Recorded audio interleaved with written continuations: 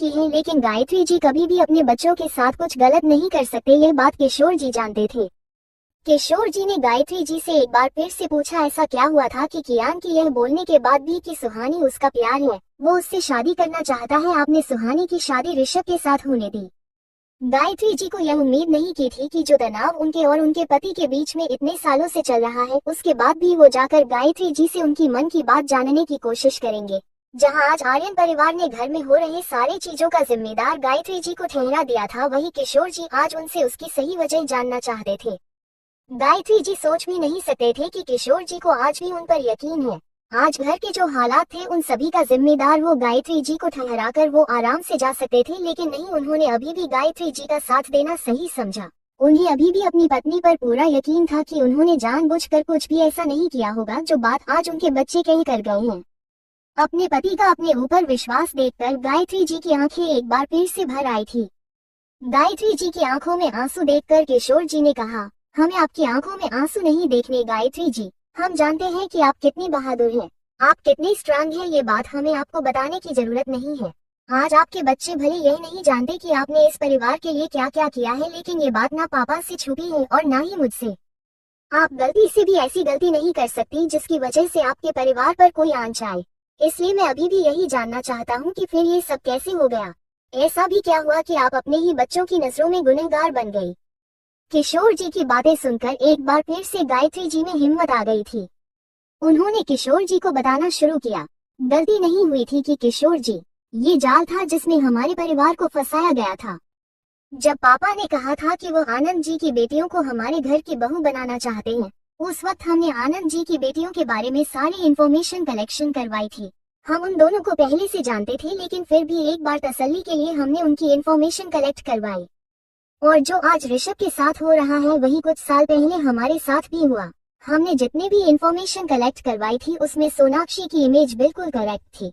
वो लड़की एम्बिशियस थी, अपनी जिंदगी को हाई प्रोफाइल तरीके से जीना चाहती थी, समझदार भी थी और सुंदर भी, हमें उसमें कोई भी कमी नजर नहीं आई। इसलिए ऋषभ के साथ उसके रिश्ते के लिए हमें कोई एतराज नहीं था।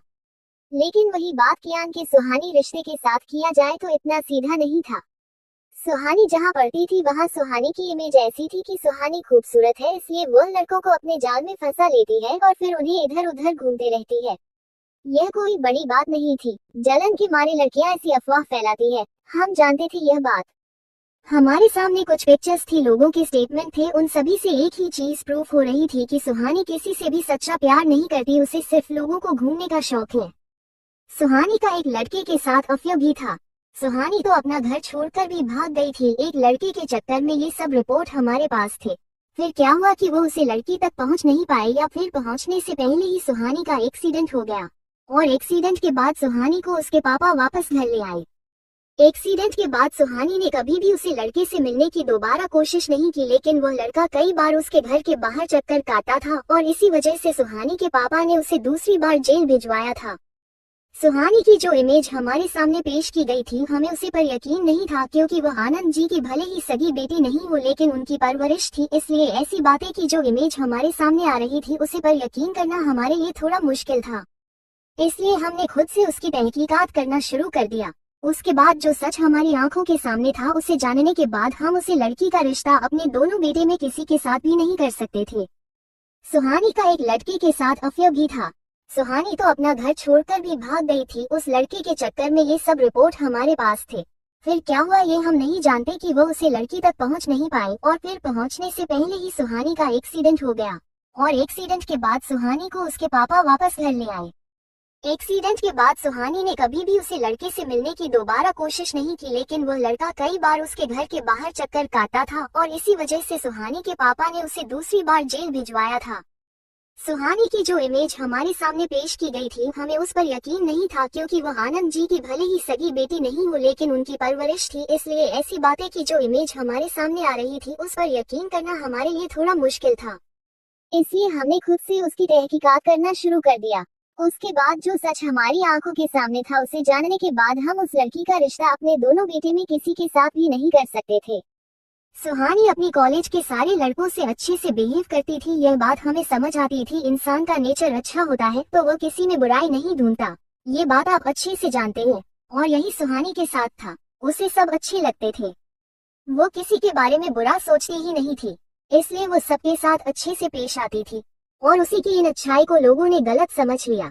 सुहानी की अच्छाई उसके साथ पढ़ने वाले और बच्चों को पसंद नहीं आई और लोगों ने उसे बदनाम करना शुरू कर दिया कि वो अपनी खूबसूरती के जाल में फंसाकर लटके घुमाती है। जो रिपोर्ट हमारे सामने आई थी उसका ये लिखा था और हमने जो पता किए वो भी कुछ ऐसा था, लेकिन नजरिया पूरी तरह दूसरा था। सुहानी दिल की बहुत साफ और सच्ची लड़की थी। उसे लोगों पर बहुत जल्दी दया आ जाती थी और इसी का फायदा बहुत से लोग उठाते थे और अपना काम निकालने के लिए उसे बेवकूफ बना दिया जाता था। जब हमने उसके बॉयफ्रेंड के साथ भागने वाली बात का पता करवाया तो हमें पता चला कि यह सच है कि सुहानी अपने बॉयफ्रेंड के लिए घर छोड़कर भागी थी, लेकिन बीच रास्ते में ही उसका एक्सीडेंट हो गया और उसे वहां से अस्पताल पहुंचा दिया गया। लेकिन अधूरा सच सुहानी गई जरूर थी, लेकिन उस लड़के को बचाने, क्योंकि आनंद जी सुहानी को समझाकर थक गए कि विक्रम अच्छा लड़का नहीं है, लेकिन सुहानी की आंखों पर उसने अपने प्यार की ऐसी पट्टी बांधी कि सुहानी को वो कभी गलत लगता ही नहीं, उसे वो हमेशा हालत का मारा बेचारा नजर आता था। सुहानी जिस लड़के के लिए घर छोड़कर भागी थी उस लड़के ने पहले भी सुहानी को प्रपोज किया था, लेकिन उस वक्त उसकी मामूली हरकतें की वजह से सुहानी ने उसे रिजेक्ट कर दिया। पर जब वो सुहानी के साथ ज्यादा बदतमीजी करने पर उतर आया तो आनंद जी ने उसे पकड़कर पुलिस के हवाले कर दिया। पुलिस से छूटने के बाद उसे लड़की का पूरा हुलिया ही बदल गया। वो एक मवाली से बिल्कुल डिसेंट लड़का बन गया और इसी बात में थोड़े वक्त में सुहानी का दिल जीत लिया और सुहानी उसे लड़के से प्यार कर बैठी। सुहानी को लगा कि विक्रम गलत संगत में आकर बिगड़ गया था, लेकिन अब वो सुधर गया, इसलिए वो चाहती थी सब उसे माफ कर दे और अच्छी से पेश आए। सुहानी के लिए इंसान बस इंसान दिल का अच्छा होना चाहिए था, उसके बाद वो उसकी 1000 गलतियां माफ कर सकती थी। और उस लड़के ने अपनी यह इमेज सुहानी के दिमाग में बैठा दी थी कि वो हालात का मारा है, दिल का बुरा नहीं। आनंद जी को जब पता चला कि सुहानी को उसी लड़के ने प्यार में फंसा रखा है तो उन्होंने उसे खूब समझाया, लेकिन जब वो नहीं मानी तब आनंद जी ने उस लड़के को हमेशा हमेशा के लिए यहाँ से भेजने का इंतजाम कर दिया। और सुहानी को जब ये पता चला तो उस चक्कर में सुहानी ने अपना घर छोड़ दिया था। लेकिन ये बात यहाँ खत्म नहीं होती। सुहानी के एक्सीडेंट के वक्त क्या हुआ किसी को नहीं पता। वो लोगों को सड़क पर मिली और उसे वहाँ से हॉस्पिटल में एडमिट करवा दिया गया। उसके बाद सुहानी ने उस लड़के को छोड़ दिया था, लेकिन उसके बाद उस लड़के विक्रम ने सुहानी के बारे में बहुत सारी उल्टी सीधी बातें कॉलेज में फैलाना शुरू कर दिया था। सुहानी की इमेज को उसे लड़के ने पूरी तरह से बर्बाद कर रखा था। आनंद जी को जो पता चला कि जवानी के बारे में इतनी सारी उल्टी सीधी बातें कॉलेज में फैल रही है तो उन्होंने सुहानी को कॉलेज जाने से मना कर दिया। सुहानी तो वैसे ही उस एक्सीडेंट के बाद काफी चुप चुप रहने लगी थी, इसलिए उसने भी उस बात का विरोध नहीं किए और वो घर रहने लगी। और उसके थोड़े वक्त के बाद ही पापा ने उन लड़कियों के लिए हमारे बच्चों का रिश्ता भेज दिया। सुहानी भले ही विक्टिम थी, उसने अपने भोलेपन में अपनी जिंदगी में सिर्फ एक बार गलती की थी, लेकिन उस गलती ने उस लड़की की इमेज को खराब कर रखा था। ये सब कुछ जानते हुए भी हम उस लड़की को अपने कियान के लिए कैसे ले आते हैं। किशोर जी, हमें उस लड़की से कोई भी दिक्कत नहीं थी, लेकिन जब कियान ने हमसे कहा था कि वो सुहानी को पसंद करता है और सुहानी से शादी करना चाहता है, ये तब की बात है जब पापा ने कियान का रिश्ता सुहानी के लिए भेजा था। आप मुझे बताइए किशोर जी, हम कैसे अपने बेटे के रिश्ते के लिए उसे लड़की को हाँ कर देते जब वो लड़की खुद का ध्यान नहीं रख सकती, वो हमारे परिवार को क्या ही संभालती। उसके साथ इतना सब कुछ हो गया, इतना बड़ा धोखा उसे उस लड़के ने दिया, लेकिन उसे उस बारे में कोई भी खबर नहीं थी। कल वो हमारे परिवार में आ जाती है तो इसका कियान की जिंदगी पर क्या असर पड़ता। कियान को जिंदगी भर उस लड़की को संभालना होता। वो कियान की हमसफर नहीं बल्कि कियान कमजोरी बनकर रह जाती। कियान उसको पसंद कर बैठा क्योंकि वो लड़की वाकई में बहुत खूबसूरत थी, उसका स्वभाव भी काफी अच्छा था, लेकिन उतनी ही वो बेवकूफ भी थी। हम अपने बच्चों के लिए जीवन साथी ढूंढ रहे थे, कोई कमजोरी नहीं।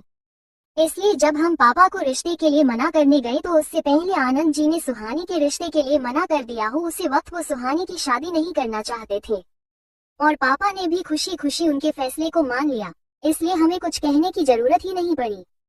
लेकिन जो कुछ भी ऋषभ की शादी में हुआ उसे तो आप अच्छे से जानते हो।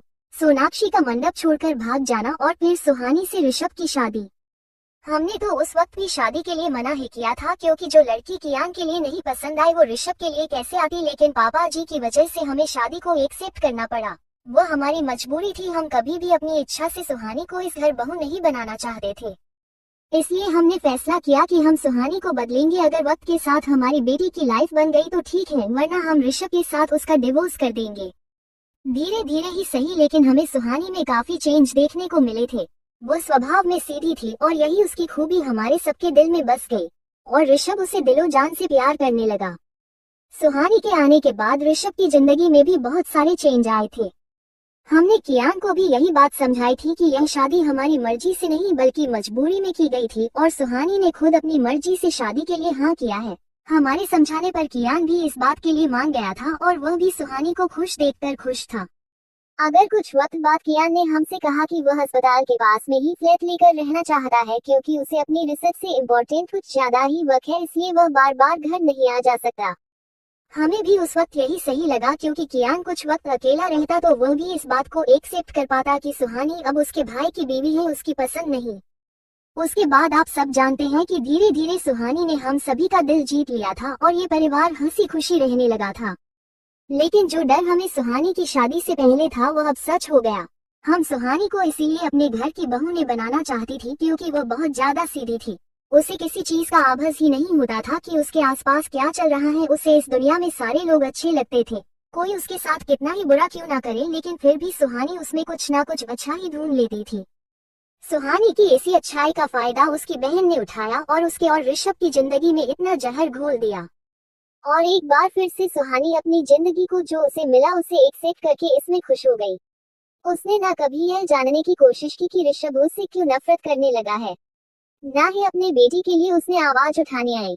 हमने उससे कितनी बार पूछा था कि क्या वजह है कि वो और ऋषभ कितने अलग अलग रहने लगे हैं, लेकिन उसने हर बार यही कहकर टाल दिया कि कुछ नहीं, मन बस थोड़ी सी नाराजगी है, वो उसे जल्दी से ठीक कर देगी।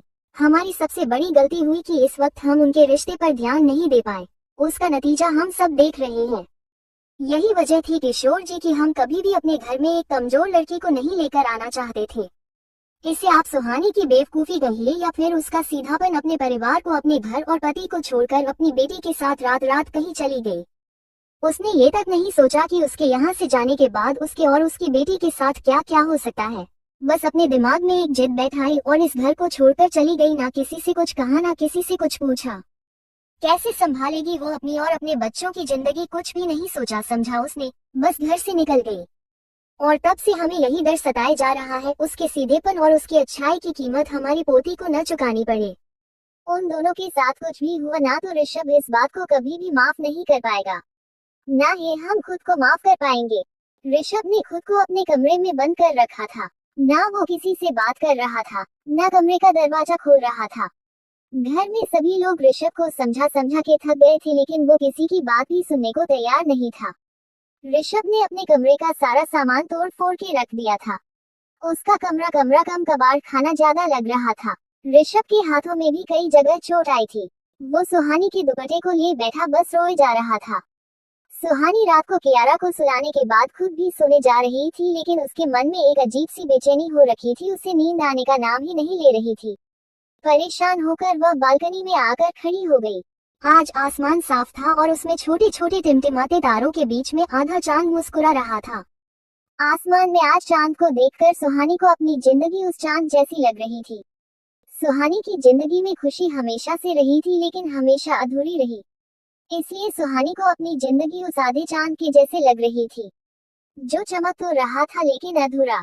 सुहानी जब आसमान की तरफ देख रही थी तो उसे उस वक्त आसमान में टिमटिमाते हुआ एक तारा दिखाई दिया जो अपनी रोशनी को ज्यादा ही चमका रहा था। सुहानी को लगा जैसे उसकी माँ उसे तारे के रूप में उसे देख रही हो। सुहानी ने भी बचपन से यह कहानी सुनी थी कि जब हमारे चाहने वाले वक्त से पहले भगवान जी के पास चले जाते हैं तब वो तारे के रूप में चमकते हैं। सुहानी का बचपन बीत गया था, लेकिन कहते हैं ना कि कुछ कहानियां पर भरोसा बचपन से बुढ़ापे तक हमेशा रहता है। ये कहानी भी कुछ ऐसी ही थी। सुहानी भी उस तारे में अपनी माँ को देख पा रही थी। सुहानी को लगा जैसे वह उससे कुछ कहना चाहती हो। सुहानी ने उससे तारे से रिक्वेस्ट करते हुए कहा, मुझे नहीं पता माँ आप इस दुनिया में हो या नहीं, लेकिन मामी जी और नानी माँ से आपके बारे में सुनकर इतना तो जान चुकी हूँ कि आप बहुत ज्यादा स्ट्रांग थे। ना जान आपकी ऐसी कौन सी मजबूरी रही होगी कि आपको अपनी बेटी को अपने से दूर करना पड़ा। आप तो अपनी एंजल के उसकी जिंदगी में आने से पहले से ही उससे प्यार करते थे, फिर आपने उसे अकेला क्यों छोड़ दिया।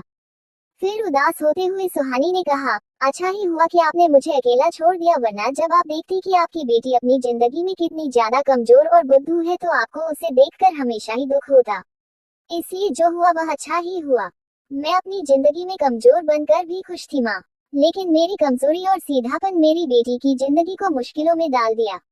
मैं अपनी जिंदगी में अपनों से मिले धोखे को भी बर्दाश्त कर सकती थी माँ, लेकिन प्रिंसेस की जिंदगी को मैं खतरे में नहीं डाल सकती। मैंने अपने लिए कभी स्टैंड नहीं लिया, अपने लिए कभी आवाज नहीं उठाई। जो मेरा था मैंने तो उसके लिए तक लड़ाई नहीं की। लेकिन प्रिंसेस की जिंदगी में ऐसा नहीं होगा माँ। उसे उसकी जिंदगी की सारी खुशियाँ मिलेगी। उसके लिए मुझे चाहे कितना ही स्ट्रांग क्यों न बनना पड़े, मैं बनूंगी माँ। लेकिन अपनी प्रिंसेस की जिंदगी में कभी कोई दुख नहीं आने दूंगी। सुहानी को लग रहा था कि वो आज अपनी माँ को मिस कर रही होगी, इसलिए वो उस चमकते हुए तारे को अपनी माँ समझकर उसे बातें कर रही थी। लेकिन उसे चमकते हुए तारे से बात करने के बाद भी सुहानी को चैन नहीं आया। सुहानी के दिल में अभी भी बेचैनी थी। सुहानी जब बालकनी से अपने कमरे में वापस आई तब उसे अचानक ऋषभ का ख्याल आया कि कहीं उसकी बेचैनी की वजह ऋषभ तो नहीं, कहीं ऋषभ के साथ तो कुछ गलत नहीं हो गया। सुहानी ने भले ही अपनी बेटी और अपनी जिंदगी की बेहतरीन के लिए उस परिवार को छोड़ दिया था, लेकिन सुहानी का दिल अभी भी ऋषभ के लिए ही धड़क रहा था और यह धड़कता दिल ही उसकी बेचैनी का कारण बन रहा था। सुहानी ने कैसे तैसे करके खुद को समझने की खूब कोशिश की। उसके बाद वो जबरदस्ती सोने के लिए लेट गई। दूसरी तरफ से अभी भी ऋषभ इस तहस नहस हुए कमरे में सुबह कमरे के बीच में बैठा हुआ था। ऋषभ को तब तक खुद का कोई भी ख्याल नहीं था जब तक उसका फोन कई बार बजकर चुप हो चुका था। ऋषभ का हाथ जब वहां पर टूटे हुए एक कांच के गिलास पर लगा तब जाकर उसे होश है कि उसका फोन काफी देर से बज रहा था। ऋषभ ने जब अपना फोन चेक किया तो उसे पर कम से कम 50 मिस कॉल है। ऋषभ ने जब उस नंबर पर दोबारा कॉल किया तो सामने से ऋषभ के असिस्टेंट ने उसे कहा, सर मैम के बारे में कुछ पता चला है। ऋषभ ने जब सुना कि सुहानी के बारे में कुछ इन्फॉर्मेशन मिली है तो उसने अपने असिस्टेंट से जल्दी से कहा, जल्दी बताओ क्या इन्फॉर्मेशन मिली है तुम्हें। ऋषभ की परमिशन मिलते ही उसके असिस्टेंट ने कहा, सर मैम दिल्ली वाली बस से बीच रास्ते में उतर कर उन्होंने टैक्सी की थी और टैक्सी वाले ने उन्हें रेलवे स्टेशन जोड़ा था। सर टैक्सी वाले ने हमें ये भी बताया कि मैम बच्चे के साथ अकेली थी और वो काफी परेशान भी लग रहे थे। लेकिन सर अभी तक यह नहीं पता चल पाया कि मैम रेलवे स्टेशन से कहाँ के लिए निकली है, क्योंकि उन्होंने जो ट्रेन ली थी वो यहाँ से बेंगलुरु के लिए निकलती है और मैम ने बिना टिकट लिए ही ट्रेन में बैठ गई थी, इसलिए अभी तक पता नहीं चल पा रहा कि वो कहाँ के लिए ट्रेन ली थी। लेकिन हम पता करने की कोशिश कर रहे हैं, हमें जल्दी पता चल जाएगा कि मैम ट्रेन से कहाँ गई है। अपने असिस्टेंट की बात सुनकर ऋषभ को इस बात की तसल्ली हो गई कि सुहानी ने ट्रेन लिया, और जब उसे ये पता चल गया था कि सुहानी ने कहाँ से ट्रेन लिया तो वह ये भी पता चल जाएगा कि सुहानी ने कहाँ के लिए ट्रेन लेती और वो कहाँ गई है। अपने असिस्टेंट की बात सुनकर ऋषभ ने उससे कहा, तुम अपने खोज जारी रखो और जब तक तुम्हें कोई इन्फॉर्मेशन न मिल जाए तब तक लगे रहो। मुझे मेरी वाइफ की एग्जैक्ट लोकेशन चाहिए कि वो इस वक्त कहाँ है। ऋषभ ने अपनी बात करने के बाद कॉल कट कर दिया। सुहानी के बारे में जो लीड ऋषभ को मिली थी वो उसके बारे में गायत्री जी को बताना चाहता था, लेकिन फिर कुछ सोचकर ऋषभ ने खुद को तैयार किया और उसे हाल में घर से निकल गया। घर के सर्वेंट ने जब ऋषभ को इस साल में घर से बाहर निकलते हुए देखा तो उन्होंने गायत्री जी को इस बारे में इन्फॉर्म कर दिया। गायत्री जी और किशोर जी ने जब सुना कि ऋषभ इतनी रात को इस हाल में घर से बाहर गया है तो दोनों ही सबके लिए घबरा गए। इस वक्त गायत्री जी भी नहीं बता सकती थी कि ऋषभ इतने गुस्से में इस हालत में कहाँ गया होगा। ऋषभ के बारे में कुछ जानना था तो गायत्री जी यह बात अच्छे से जानती थी कि उन्हें इसके असिस्टेंट के को ही कॉल करना होगा। गायत्री जी ने बिना कोई देर किए ऋषभ के असिस्टेंट रमन को कॉल किया और ऋषभ के बारे में पूछा। रमन ने गायत्री जी को बताया कि उसे सुहानी के बारे में जो इन्फॉर्मेशन मिली है उसने सिर्फ उसके बारे में ऋषभ को बताया था, उसके अलावा उसे नहीं पता कि ऋषभ सर इस वक्त कहाँ गया है। ऋषभ के असिस्टेंट को इस वक्त भले ही नहीं पता था कि ऋषभ इस वक्त कहाँ गया है, लेकिन गायत्री जी इस बात का अंदाजा लगा चुके थे कि इस वक्त ऋषभ कहाँ गया होगा। गायत्री जी ने किशोर से कहा, हमें ऋषभ को रोकना होगा वरना वो कुछ गलत ना करते। पहले ही बात बहुत ज्यादा बिगड़ चुकी है, हम नहीं चाहते कि यह मामला और भी ज्यादा संजीदा हो। ऋषभ कुछ करे उससे पहले ही हमें उसे रोकना होगा। इतना कहकर गायत्री जी ने किशोर जी को अपने साथ आने के लिए कहा और वह दोनों भी इस वक्त आर्यन पहले से बाहर निकल गए। To be continued in next episode. Episode 4. Rishabh जिस हाल में घर से निकला था, गायत्री जी ने अंदाजा लगा दिया था कि इतनी रात को ऋषभ इस हालत में कहाँ गया होगा। ऋषभ ड्राइव करते हुए कियान के अपार्टमेंट पहुंचा। कियान इस वक्त अपने अपार्टमेंट में अपनी पैकिंग कर रहा था। कियान ने जब इतनी रात को डोर बेल सुनी तो दरवाजा खोलने के लिए बाहर चला गया। कियान ने जैसे ही दरवाजा खोला तो उसके सामने ऋषभ खड़ा था। इस वक्त ऋषभ की हालत बहुत ही खराब थी, उसके कपड़े भी बहुत बुरे हो रखे थे और हाथों में भी चोट लगी हुई थी, बाल बिखरे हुए थे और पूरा चेहरा पसीने से भीगा हुआ था। ऋषभ ने बहुत ज्यादा ड्रिंक कर रखी थी। वो सही से खड़ा तक नहीं हो पा रहा था। कियान ने जब बाहर की तरफ देखा तो ऋषभ की गाड़ी के पास कोई ड्राइवर नहीं था, जिसे देखकर ही पता चल रहा था कि ऋषभ ने ड्रिंक करने के बाद गाड़ी चला के खुद से यहाँ आया था। अपने भाई को इस हाल में देखकर कियान को उसकी फिक्र होने लगी। कियान ऋषभ संभालते हुए अंदर लेकर आया। ऋषभ को कुछ भी एहसास नहीं हुआ कि कियान उसे अंदर लेकर जा रहा है, लेकिन जब ऋषभ को ये फील हुआ कि कियान ने उसे पकड़ रखा है, तब ऋषभ ने कियान को धक्का देते हुए कहा, क्या कह रहा था तो आज घर पर आकर कि मैं बचपन से तेरी हर पसंद तुझसे छीन ली। ऋषभ अपने बात कहकर फिर से लड़खड़ाने लगा। कियान जब उसे दोबारा संभालने की कोशिश की तब ऋषभ ने उसे हाथ दिखाकर रोक दिया। ऋषभ ने वहां पड़े सोफे का सहारा लेते हुए कहा, बिल्कुल गलत कहता है तू। मैं हमेशा तुझसे तेरे खिलौने इसलिए लिए ताकि मैं तुझे अपने बेहतरीन खिलौने दे सकूं। मैं हमेशा चाहता था कि तेरे पास दुनिया की सबसे बेस्ट चीज हो। अगर मैं तेरे खिलौने लेता था तो बदले में तुझे अपने खिलौने देता भी तो था। ऋषभ की बात सुनकर कियान को एहसास हो रहा था कि आज उसने गुस्से में अपने भाई को कितना कुछ गलत बोल दिया।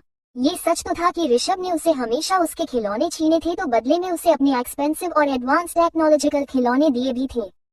कियान को बचपन में सारे खिलौने की एडवांस टेक्नोलॉजी का नॉलेज नहीं होता था, इसलिए वो अपनी पसंद के सिंपल टॉय ही खरीदता था। लेकिन ऋषभ की नॉलेज खिलौने के मामले में काफी बेहतरीन थी। उसके सारे टॉयज काफी एडवांस टेक्नोलॉजी से बने हुए होते थे और ऋषभ हमेशा से कियान को अपने टॉयज ही देता था। ऋषभ की बात सुनकर कियान के दिल में एक बार फिर से अपने भाई के लिए सॉफ्ट कॉर्नर बनने लगा था, लेकिन उसे उसके साथ ये भी याद आ रहा था कि ऋषभ ने सुहानी के साथ कितना गलत किया था। शिवांश ने उसे बताया था कि ऋषभ सुहानी को बहुत ज्यादा बेइज्जत किया करता था। कई बार तो उसने उसे सीधे तौर पर घर से निकल जाने के लिए भी कहा था। फाइनली यह सब बदतमीजी और टोन से परेशान होकर सुहानी ने घर छोड़ दिया और उसके साथ ही सभी को छोड़कर वह चली गई। कियान भले ही ऋषभ से कितना ही प्यार क्यों ना करता हो, लेकिन वह ये बात कभी भी बर्दाश्त नहीं करता कि ऋषभ सुहानी के साथ इतना कुछ गलत करे। किसी से प्यार करने का मतलब ये तो बिल्कुल भी नहीं होता कि आप उसे किसी के साथ भी गलत करते हुए देखकर भी चुप रहे, और वो कोई नहीं बल्कि आपका प्यार ही हो। कियान को जैसे ये सब याद आया कि सुहानी ऋषभ के बुरे बर्ताव की वजह से सबको छोड़कर यहाँ से गई है, वह भी नन्ही सी कियारा को लेकर इतनी रात को, एक बार फिर से कियान का गुस्सा जागने लगा था। कियान ने गुस्से में आकर ऋषभ से कहा, मुझे बेहतरीन टेक्नोलॉजी देने के लिए आपने मुझसे मेरी फेवरेट खिलौने छीने, तो फिर सुहानी को कौन सी बेहतरीन जिंदगी देने के लिए आपने उसके साथ इतना बुरा बर्ताव किए, उसे इतना मजबूर किए कि वो घर छोड़कर ही चली गई। और क्या आप जानते हैं कि वो कौन सी बेहतर जिंदगी कहाँ जी रही है?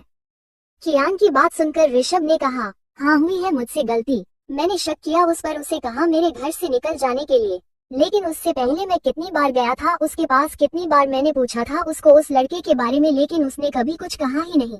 उसे सिर्फ अपनी बहन दिखाई देती है, मैं दिखाई नहीं दिया। और जो सबूत मेरे सामने रखे गए थे उसे देखकर हो गई मुझसे गलती और मान बैठा कि वह गलत है, इसलिए निकाला मैंने उसे अपने घर से और अपनी जिंदगी से। मानता हूँ बहुत बड़ी गलती हुई है मुझसे, लेकिन उसे मैं ठीक ही करूंगा। सुहानी को मैं अपनी जिंदगी में वापस लेकर आऊंगा और अपनी बच्ची को भी।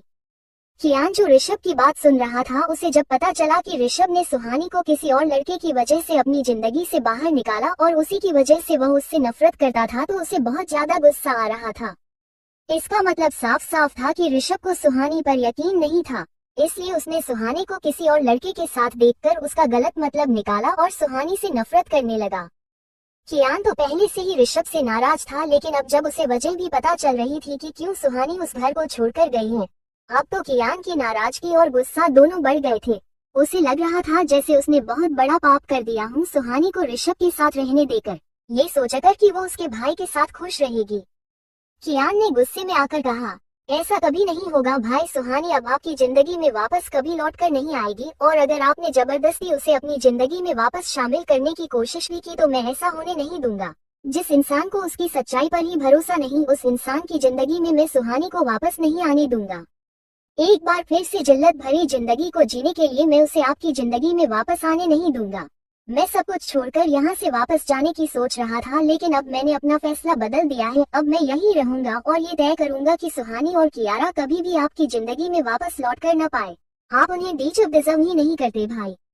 ऋषभ भी यह बात मान चुका था कि उससे गलती हुई है, अनजाने में ही सही, लेकिन उसने गलत लोगों पर यकीन करके अपनी पत्नी और बच्चे के साथ बहुत ज्यादा गलत किया है। लेकिन कियान के मुंह ये सुनकर कि वो सुहानी को उसकी जिंदगी में वापस नहीं आने देगा, ऋषभ को बहुत ज्यादा बुरा लगा था। ऋषभ अभी अपने पूरे होश में नहीं था, लेकिन उसे कियान की बातें अच्छे से समझ आ रही थी। ऋषभ ने कियान को पॉइंट आउट करते हुए कहा, मेरी बीवी मेरी बच्ची को लेकर कहाँ गई है, इसका तो मैं बहुत जल्द पता लगा दूंगा और बहुत जल्द मैं उन्हें अपनी जिंदगी में वापस लेकर भी आऊंगा। जिसको जो करना है वो करके देख ली, लेकिन मुझे उन दोनों को अपनी जिंदगी अपने घर में वापस लाने से कोई भी नहीं रोक सकता। कियारा ने ऋषभ की अंगुली नीचे करते हुए कहा, मैं रोकूंगा भाई आपको, एक बार फिर से उसकी जिंदगी को तबाह करने से मैं रोकूंगा आपको। अगर सुहानी ने इमोशनल होकर आपके पास वापस लौटने का फैसला ले भी दिया तो भी मैं उसे वापस नहीं आने दूंगा। एक बार फिर से उसके साथ कोई नाइंसाफी नहीं होगी। वो अपनी जिंदगी जिएगी, लेकिन अपने शर्तों पर, ना कि किसी के आगे हारकर मजबूर बनकर। ऋषभ और कियान एक बार फिर से लड़ने लग जाते हैं। उससे पहले ही गायत्री जी वहां पहुंच गए। किशोर जी और गायत्री जी ने जब देखा कि कियान और ऋषभ किसी भी वक्त लड़ सकते हैं तो उन्होंने जाकर उन दोनों को पहले अलग किया। गायत्री जी ने जाकर कियान को रोका और उसे डांटते हुए कहा, क्या करने जा रहा है तू? ये जानता है ना उसकी हालत क्या हो रखी है? तुझे दिखाई नहीं दे रहा कि वो अभी अपने होश में भी नहीं और तू उससे लड़ने चला है? हो क्या गया है कियान तुझे? तू अपने भाई के साथ ऐसा बर्ताव कैसे कर सकता है? कियान अभी भी गायत्री जी से ज्यादा खुश नहीं था। उसने अपनी माँ को जवाब देते हुए कहा, कर सकता हूँ माँ, ठीक वैसे ही कर सकता हूँ जैसे आपके लाडले बेटे ने सुहानी के साथ किया। और आज तो इन्होंने खुद अपने मुंह से कबूल किया है कि इन्होंने सुहानी को न सिर्फ बेइज्जत किया बल्कि उसके चरित्र पर भी सवाल उठाए हैं। कौन सी लड़की अपने ससुराल में रहेगी माँ, जिसका पति उसे पर शक करता है, अपनी बेटी को अपनी बेटी ना मानकर किसी और की बेटी मानता है, उससे नफरत करता है। आप भी तो एक औरत है, आप तो समझ सकते हैं ना कि क्या बीतती होगी एक लड़की पर जब उसके साथ ही सब होता है। कियान के सवालों ने गायत्री जी को चुप करवा दिया था। गायत्री जी जानती थी कि ऋषभ से गलती हुई है, लेकिन वो ये भी जानती थी कि इस गलती को लड़ झगड़ कर नहीं सुलझाया जा सकता, इसे आराम से बैठकर ही उन्हें सुलझाना होगा। वो अपने बच्चों को इस तरह लड़ता हुआ नहीं देख सकती थी। अपने परिवार को बहुत मन्नतों से और कोशिशों से संजोया था, उन्होंने उसे ऐसे ही बिखरते हुए नहीं देख सकती थी। वह गायत्री जी ने कियान से कहा, हम जानते हैं कि ऋषभ ने गलत किया, उससे गलती हुई है, गलती नहीं बहुत बड़ी गलती हुई है और हम उसकी गलती को सुधारने की कोशिश भी कर रहे हैं। लेकिन उन्होंने गलती की है, इसका मतलब ये बिल्कुल भी नहीं है कि आप भी अपनी जिंदगी में गलतियां करते जाओ और हम आपको ना रोके। अपने एक बेटे की गलती का नतीजा हम देख चुके हैं, अब दूसरे बेटे को वही गलतियां नहीं करने दे सकते हैं।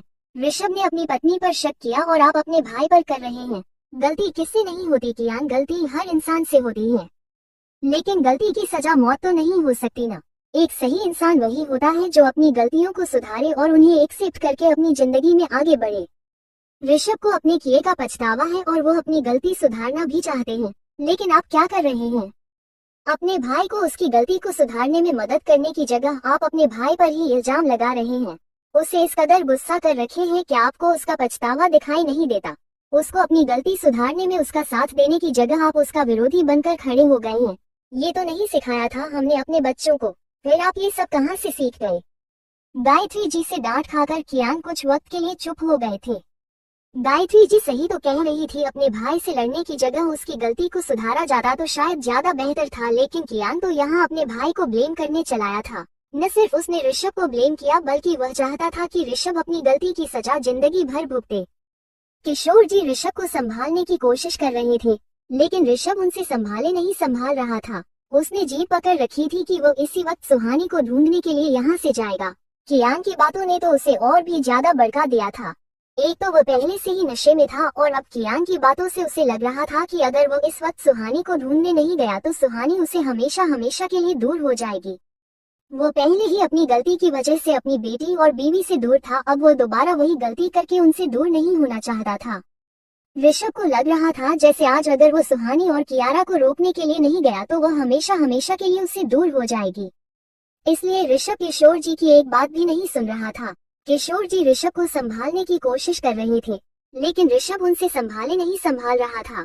उसने जीत पकड़ रखी थी कि वो इसी वक्त सुहानी को ढूंढने के लिए यहाँ से जाएगा। कियान की बातों ने तो उसे और भी ज्यादा भड़का दिया था। एक तो वो पहले से ही नशे में था और अब कियान की बातों से उसे लग रहा था कि अगर वो इस वक्त सुहानी को ढूंढने नहीं गया तो सुहानी उसे हमेशा हमेशा के लिए दूर हो जाएगी। वो पहले ही अपनी गलती की वजह से अपनी बेटी और बीवी से दूर था, अब वो दोबारा वही गलती करके उनसे दूर नहीं होना चाहता था। ऋषभ को लग रहा था जैसे आज अगर वो सुहानी और कियारा को रोकने के लिए नहीं गया तो वो हमेशा हमेशा के लिए उससे दूर हो जाएगी। इसलिए ऋषभ किशोर जी की एक बात भी नहीं सुन रहा था। किशोर जी से जब ऋषभ नहीं संभाला गया तो कियान ने आगे आकर अपने भाई को संभाल लिया। कियान ने किशोर जी से कहा, पापा आप माँ को लेकर चाहिए, इन्हीं मैं संभालता हूँ। इतना कहकर कियान ने ऋषभ को संभाल लिया। किशोर जी ने भी कियान की बात मानकर गायत्री जी को घर जाने के लिए कहा और ऋषभ को कियान के भरोसे वहीं छोड़ दिया। किशोर जी यह बात अच्छे से जानते थे कि आज भले ही इन दोनों भाई के बीच में कितने ही डिफरेंस क्यों ना हो, लेकिन इन दोनों की जान एक दूसरे में बसती है। यह एक दूसरे से चाहे कितना ही क्यों ना लड़े, लेकिन मुसीबत आने पर सबसे पहले ये दोनों ही एक दूसरे के लिए खड़े होंगे। गायत्री जी इस वक्त यहाँ से जाना तो नहीं चाहती थी, लेकिन किशोर जी के समझाने पर वह वहाँ से जाने के लिए तैयार हो गई। किशोर जी गायत्री जी को लेकर आर्यन पैलेस वापस लौट आए। कियान ऋषभ को संभालते हुए अपने कमरे में लेकर चला गया। ऋषभ इस वक्त नशे में था, उसे नहीं पता था कि वह कहाँ जा रहा है, लेकिन उसने अभी भी यही रट लगाई हुई थी कि उसे सुहानी को ढूंढने के लिए जाना है। अगर वह नहीं गया तो सुहानी उसे छोड़कर हमेशा के लिए चली जाएगी। उसे सुहानी को वापस लेकर आना है। अपने भाई की यह हालत देखकर कियान को उस पर गुस्सा भी आ रहा था, क्योंकि अपनी इस हालत का जिम्मेदार ऋषभ खुद था, लेकिन साथ ही उसे उसके लिए बुरा भी लग रहा था कि क्यों उसने अपनी बीवी पर भरोसा नहीं किया और लोगों की बातों में आकर उसे इतना बुरा बर्ताव किया कि उसे घर छोड़कर जाने के लिए मजबूर होना पड़ा। कियान दिल से तो यही चाहता था कि उसके भाई की जिंदगी में सब कुछ ठीक हो जाए, लेकिन ऋषभ ने जो गलती की थी, कियान ऋषभ को उसके लिए इतनी आसानी से माफ करने वाला भी नहीं था। कियान ने ऋषभ को अपने बेड पर सुलाने की कोशिश की तो ऋषभ ने उसका हाथ पकड़ लिया। वैसे भी ऋषभ सोना नहीं चाहता था, लेकिन कियान उसे बार बार सुलाने की कोशिश कर रहा था। कियान के काफी कोशिश करने के बाद ऋषभ फाइनली बेड पर लेट ही गया, लेकिन वो नींद में भी बड़बड़ा रहा था। कियान ने जब ध्यान से सुना कि ऋषभ क्या बोल रहा है तो उसे सुनाई दिया।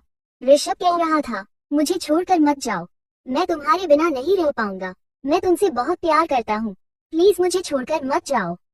ऐसे ही बड़बड़ाते हुए ऋषभ नींद के आगोश में जा चुका था। कियान अभी भी वही खड़ा अपने भाई की हालत देख रहा था। उसे उसके लिए काफी बुरा भी लग रहा था। कियान अपने भाई को बचपन से जानता था। कियान को पता था कि ऋषभ कभी भी फैमिली को छोड़कर किसी से इतना अटैच नहीं हुआ था। वो बहुत कम से कम लोगों से मिलता था और कम ही लोगों से बात करता था। अगर ऋषभ किसी बाहर के इंसान से बात करता था तो इसका सीधा मतलब था कि वो किसी काम के सिलसिले में ही बात होती थी। कियान इतना तो जानता था कि अगर ऋषभ नींदों में भी सुहानी का नाम ले रहा था तो इसका मतलब साफ था कि वो सुहानी से बेइंतहा मोहब्बत करता था। बस उसे इतना नहीं समझ आ रहा था कि जब ऋषभ सुहानी से इतना प्यार करता था, फिर उसके दिल में सुहानी के लिए इस कदर नफरत कैसे पैदा हो गई। ऋषभ इतना बेवकूफ तो कभी भी नहीं था कि कोई भी आकर उसे कुछ कहे और वो उसकी बातों पर आकर सुहानी पर शक कर ले। फिर ऐसा क्या हुआ होगा कि ऋषभ ने सुहानी पर शक किया और उसे खुद से दूर कर दिया। कुछ देर बाद ऋषभ को ऐसे ही बड़बड़ाते हुए गहरी नींद आ गई थी। ऋषभ को सोया देख कियान वहां से जाने लगा, तभी उसकी नजर ऋषभ के जूतों पर पड़ी। कियान ने जाकर पहले आराम से ऋषभ के जूते उतारे, उसके बाद उसने ऋषभ के कपड़े चेंज कर उसे आराम से सुला दिया। सारा काम होने के बाद जब कियान अपने कमरे से बाहर जाने लगा तब उसे किशोर जी का मैसेज मिला। किशोर जी ने कियान को मैसेज किया था कि पिछले कुछ दिन से ऋषभ का मेंटल स्टेटस ठीक नहीं है, इसलिए उसे नींद में चलने की आदत हो गई है, इसलिए कियान उसका ध्यान रखे, वरना ऋषभ नींदों में घर से निकलकर कहीं भी जा सकता है। कियान ने जब यह मैसेज पढ़ा तो वो काफी शॉक हो गया।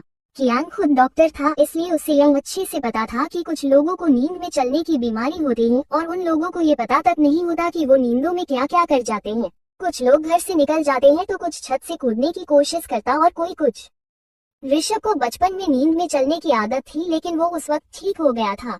फिर से ऋषभ में इस चीज का लौट कर आना कियान के लिए काफी परेशानी वाला था।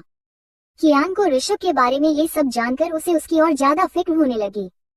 कियान को ऋषभ के बारे में जानकर उसकी फिक्र होने लगी थी, इसलिए कियान रात को वही ऋषभ के पास ही रुक गया। सुबह जब ऋषभ की आंख खुली तो उस वक्त उसके कमरे में कोई भी नहीं था। उसने जब आसपास देखा तो पाया कि यह उसका कमरा नहीं बल्कि किसी और का रूम था। खुद को एक अजनबी जगह पाकर ऋषभ जल्दी से बेड से जा उठा, लेकिन उसके सर में बहुत तेज ज्यादा दर्द हो रहा था। ऋषभ ने अपना सर पकड़े हुए जैसे रूम से बाहर कदम रखा, उससे सामने ही कियान मिल गया। कियान को जब पता चला कि ऋषभ उठ गया है तो वो उसके लिए नींबू पानी लेकर आ गया था। कियान को अपने सामने देखकर ऋषभ ने कहा कि तुम यहाँ क्या कर रहे हो। ऋषभ का ये सवाल सुनकर कियान ने कहा, अब तक आपको ये तो पता चल ही गया होगा कि यह आर्यन पैलेस नहीं है। अगर यह आपका आर्यन पैलेस नहीं है और मैं यहाँ इतने कंफर्टेबली परसेंट हूँ तो जाहिर सी बात है यह मेरा अपार्टमेंट है, तो जाहिर सी बात है कि मैं यहीं रहूंगा। कियान का जवाब सुनकर ऋषभ ने कहा, मैं यहाँ कैसे आया? ऋषभ के सवाल सुनकर कियान को ऐसे लग रहा था जैसे उसने ऋषभ का किडनैप किया है और ऋषभ उससे पूछताछ कर रहा हो। कियान ने भी उसी अंदाज में जवाब दिया, मैं आपको यहाँ किडनैप करके नहीं लाया हूँ, तो ये तो सीधी सी बात है कि आप खुद ही यहाँ आए होंगे। आपको याद नहीं हो तो मैं आपको बता देता हूँ कि रात को ज्यादा ड्रिंक करने की वजह से आप नशे में थे और इस नशे की हालत में आप यहाँ मेरे अपार्टमेंट में आ गए। रात को आप यहाँ से जाने की हालत में नहीं थे, इसलिए आपको यही सुलाया गया था। लेकिन अब आपको देखकर लग रहा है कि आपका ठीक है, तो अब आप यहाँ से जा सकते हैं। और हाँ, जाने से पहले यह नींबू पानी पी लीजिएगा, वरना बीच रास्ते में ही हैंगओवर की वजह से आपका एक्सीडेंट भी हो सकता है, क्योंकि ड्राइवर तो आप लेकर आए नहीं हैं। कियान की बात सुनकर ऋषभ को पता चल चुका था कि वह रात को नशे की हालत में अकेला ही ड्राइव करके आया है। कियान ने वह नींबू ग्लास वही साइड टेबल पर रखा और वहां से अपनी स्टडी रूम में चला गया। कियान के जाने के बाद ऋषभ ने वह नींबू पानी पिया और वहां से घर के बाहर निकल गया।